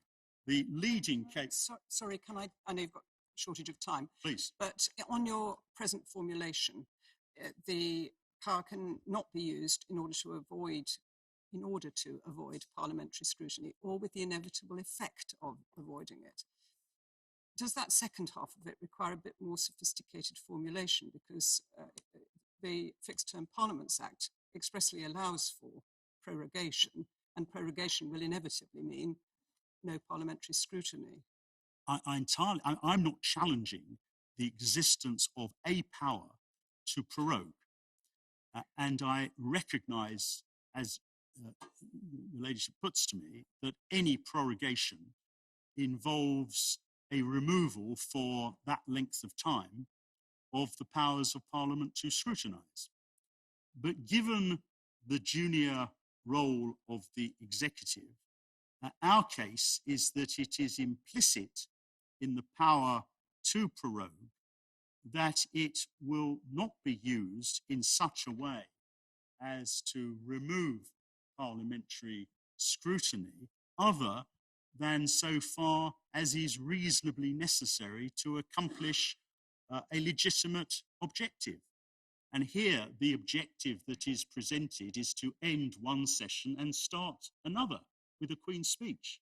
And I entirely accept that that is a decision which the Prime Minister is perfectly entitled to take.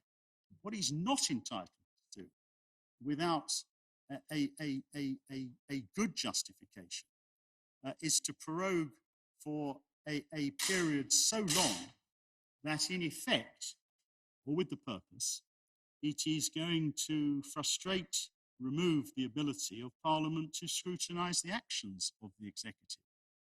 And we say, applying the Padfield principle in the context of prerogative powers, this is a decision, prorogation for 5 weeks, which either has the intention or has the self-evident effect of frustrating the constitutional principle of parliamentary sovereignty and supremacy over the executive.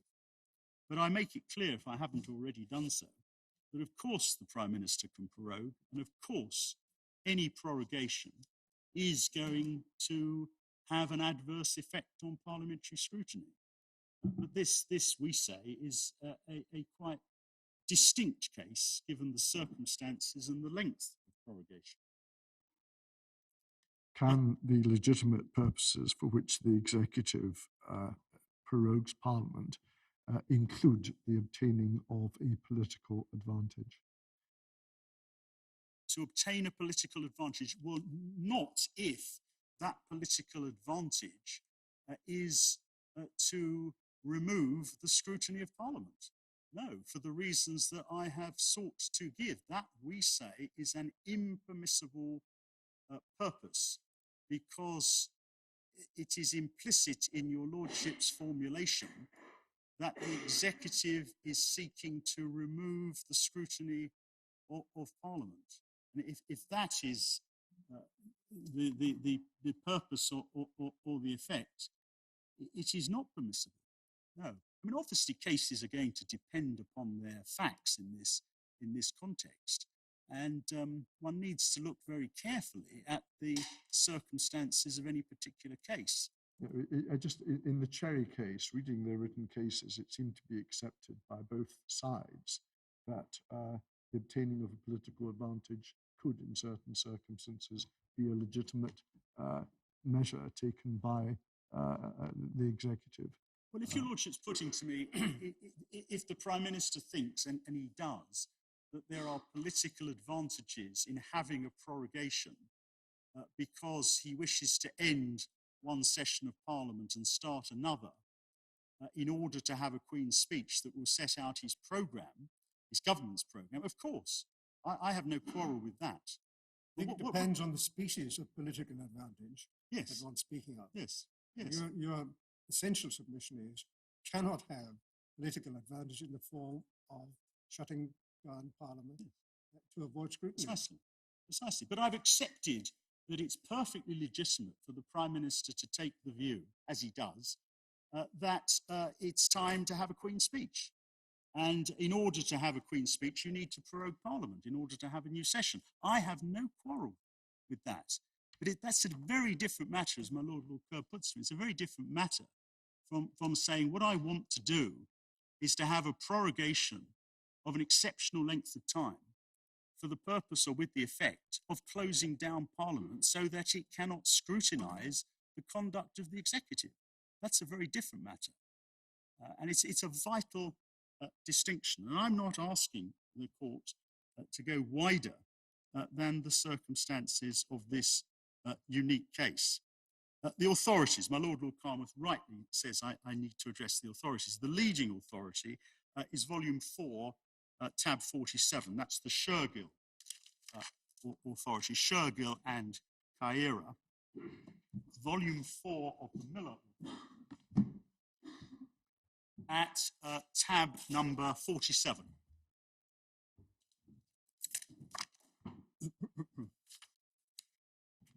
And the relevant passage, it's in the judgment of Lord Newburgh, Lord Sumption, and my Lord Hodge, speaking for the court, tab 47, paragraph 41,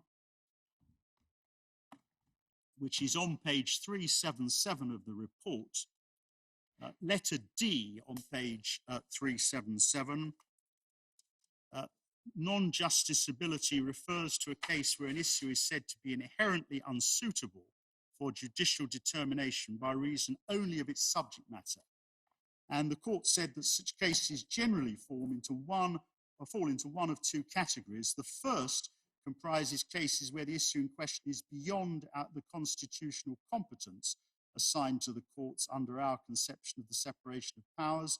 Cases in this category are rare, rightly so, for they may result in a denial of justice. Paradigm cases are non-justiciability of certain transactions of foreign states and of proceedings in Parliament. The first is based in part on the constitutional limits of the court's competence as against that of the executive in matters directly affecting the UK's relations to foreign states, and Boots Gas is mentioned. The second is based on the constitutional limits of the court's competence as against that of Parliament.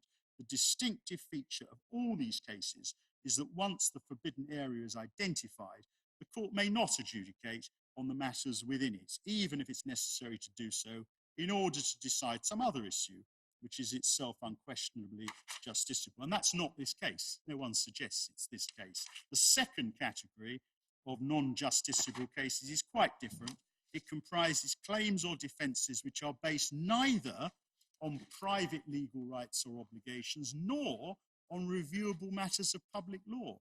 And examples are given: domestic disputes, transactions not intended to affect legal relations, issues of international law, which engage no private right of the claimant or reviewable question of public law.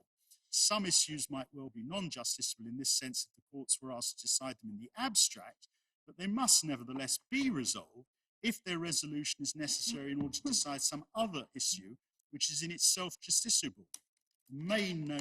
Best known examples are in the domain of public law, and then the examples are given of some of the leading cases. And we have no quarrel, of course, with any of that. Our point is that the present case does involve a question of public law, which it is with respect for the court to determine. Is the exercise of this prerogative power in the circumstances of this case within or without the legitimate legal purposes for which that power may be exercised? And the answer is either yes or it is no. But it is an issue of law. And the rule of law, in my respectful submission, demands that the court answers it and not say it's not for us, it's to be left. It's for the discretion of the minister. The minister cannot, in my submission, have a discretion. The Prime Minister cannot have a discretion as to the breadth of the powers that he, the Prime Minister, enjoys. Many cases have been cited by the divisional court and by my friends in their written case. Can I say something about them briefly? The first is A against the Secretary of State, which is in Authorities Volume 1, tab number 5. And the court will recall that this, tab number 1, Authorities Volume 1, tab number 1, A and the Secretary of State. This was the case about the detention of foreign nationals without trial when they were suspected of involvement in terrorism after 9/11. A highly political context. Our submission being the political context in which an issue of law arises does not remove of itself the jurisdiction of the court. Miller, number 1, arose in 2016 in a highly political context that the court nevertheless accepted that the issues were justiciable. In A...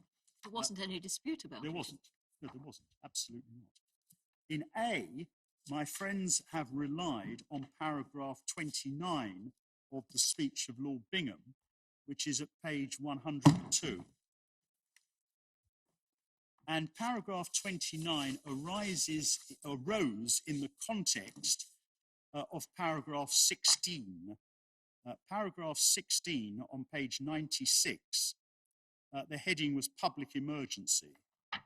And the claimants in that case were contending that detention without trial was unlawful because, contrary to Article 15 of the European Convention, there was not a public emergency threatening the life of the nation.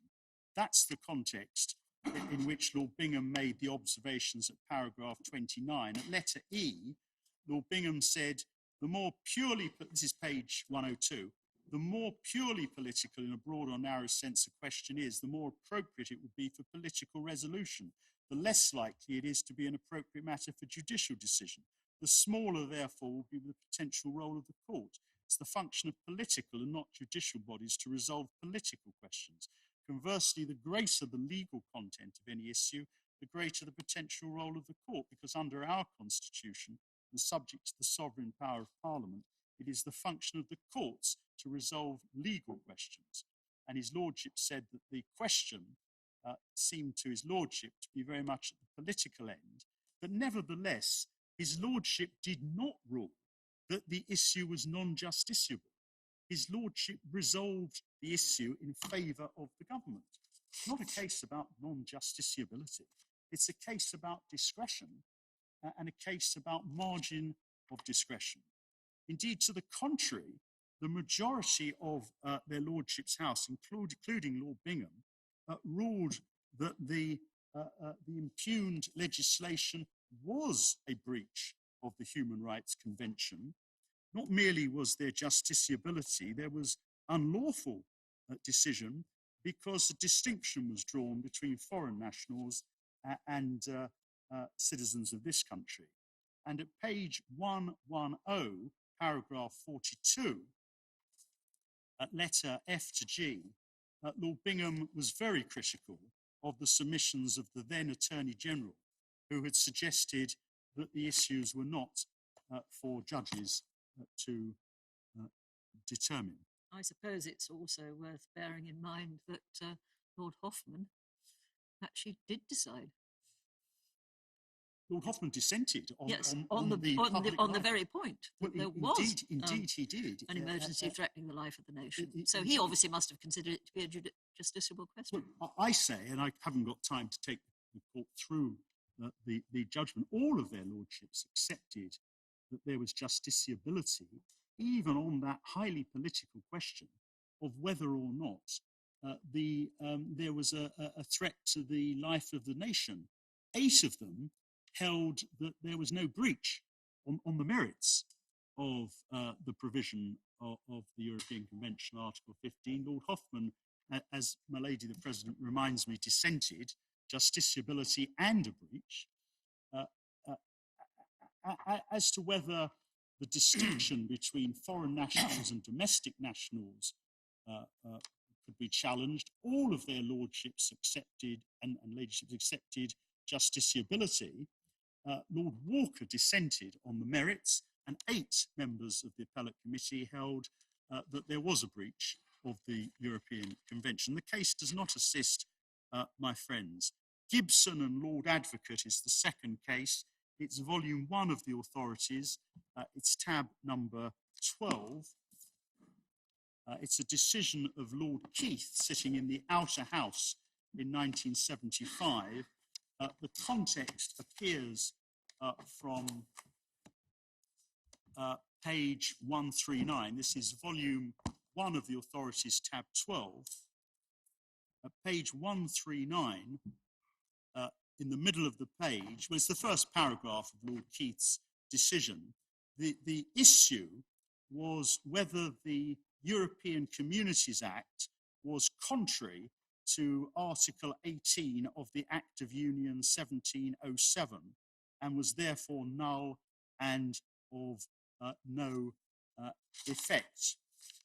That was the issue in the case, and that's because it was pointed out that Article 18 of the Act of Union talks about Scots private law and matters of evident utility.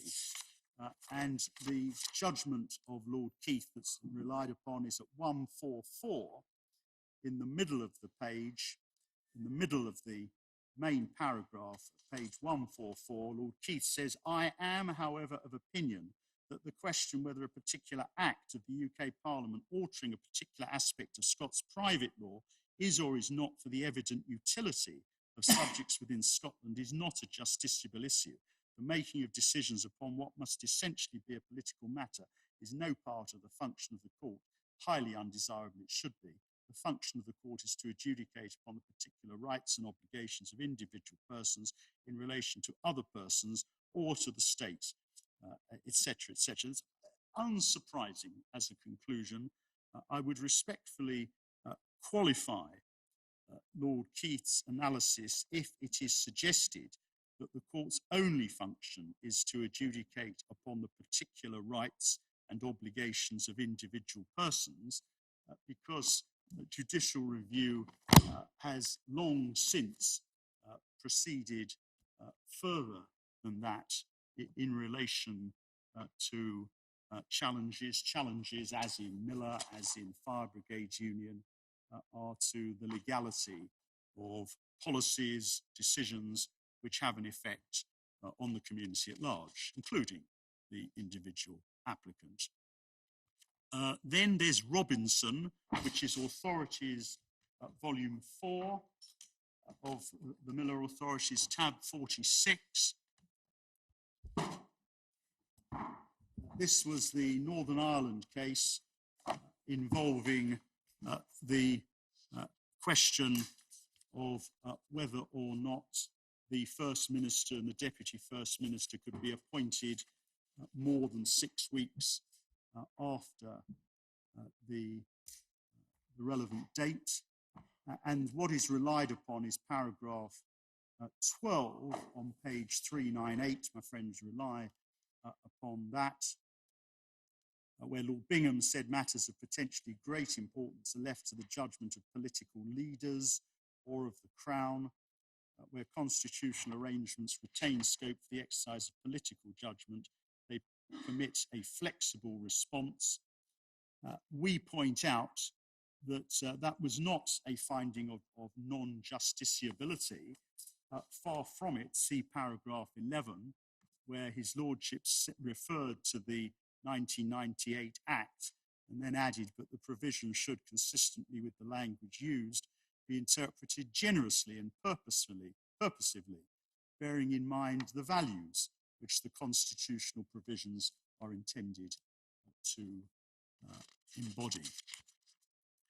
The case of Wheeler is at volume 4, tab 48.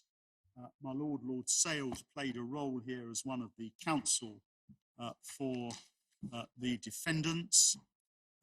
The context, and I don't have time to go into this in detail, the context is at paragraphs 25 and 26, that Mr. Wheeler was complaining that there'd been a promise to have a referendum in relation to constitutional treaties. And he said that should apply to the Lisbon Treaty, and entirely understandably, the court was unimpressed with the suggestion that it could rule that there had been a breach of a legitimate expectation in this in that context. What was legitimate? In what circumstances could the Prime Minister depart for good reason from any expectation? Standard questions in legitimate expectation law simply could not be applied in that context. Similarly, the case of Maclean, Authorities Volume 1, tab 16, a judgment of my Lord Sales. Again, can I just summarise? The claimant sought permission to bring a judicial review of the confidence and supply agreement between the Conservative Party and the Democratic Unionist Party, which the court will recall enabled the Prime Minister to form a government after the 2017 general election. And the court refused leave. My Lord refused leave for that claim to be brought. Again, we have no difficulty in accepting that the claim did not raise any tenable public law issue on which the court could adjudicate in relation to the circumstances. So we have no difficulty with any of those cases. The cases in this court include Sandiford, which is Authorities Volume 3, and to which my Lord Carnworth referred earlier, volume 3, tab 32. This was the case, the court will recall, involving the complaint that the Secretary of State was refusing to fund legal expenses for a British national who was facing the death penalty in Indonesia. And my Lord Carnworth gave the judgment for the court. My Lord, at paragraph 50, which is on page 2712, referred to the Abbasi case, referred to the GCHQ case, and picking it up at paragraph 52, your Lordship said, for the court's role is dependent on the nature and the subject matter of the power or its exercise, particularly on whether the subject matter is justiciable. Your Lordship referred to GCHQ, referred to Bentley. Bentley, of course, was the case where there was a challenge in 1994, was it 1993, to the refusal of the Home Secretary to grant a retrospective retrospective pardon to Derek Bentley, and the Divisional Court held that that decision was unlawful. Your Lordship said in GCHQ, Lord Roskill suggested as prerogative powers which would not be justiciable, those relating to the making of treaties, defence of the realm, prerogative mercy, grant of honours, dissolution of Parliament, appointment of ministers. Even so, it has been held that a decision to refuse to issue any pardon based on a failure to identify the possibility in law of a conditional pardon may be reviewable. It's been held that a decision to refuse to issue a passport is reviewable. In the present case, there's been no dispute the Secretary of State, in accordance with his published policies and established practice, has some responsibility for British citizens facing capital charges abroad, nor that his exercise of the responsibility is subject to review by the courts in accordance with the principles outlined in Abbasi. It's common ground. He has a wide discretion in the formulation and application of that policy. The issues turn on the restrictions on which he is entitled to place on that policy and on its application to the appellant's case. So even in that foreign policy context, there was no dispute, and the court was content to proceed on the basis that a prerogative power was could be reviewable. I mean, it was given jointly with Lord Mance, actually, for the record, but I was... Yes, Your Lord, I apologise. We did discuss at paragraph 60 and following the differences between review of a statutory power and a prerogative power. It certainly suggested there were different principles applying because of the lack of a text within which one was reviewed. Absolutely, and that's why I accept it is more difficult to apply a Padfield principle in the context of a prerogative power. But the exercise I submit is a very similar exercise. It is necessary to identify, by reference to the common law constitutional principles, what are the purposes for which this power has been conferred on the Prime Minister.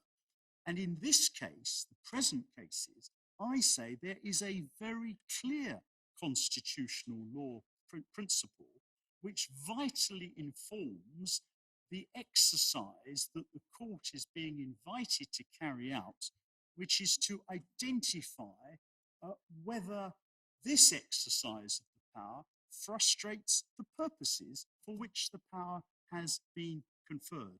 Other cases will raise their own problems, and we're only concerned, obviously, with the circumstances of this case. But I recognise the difficulty.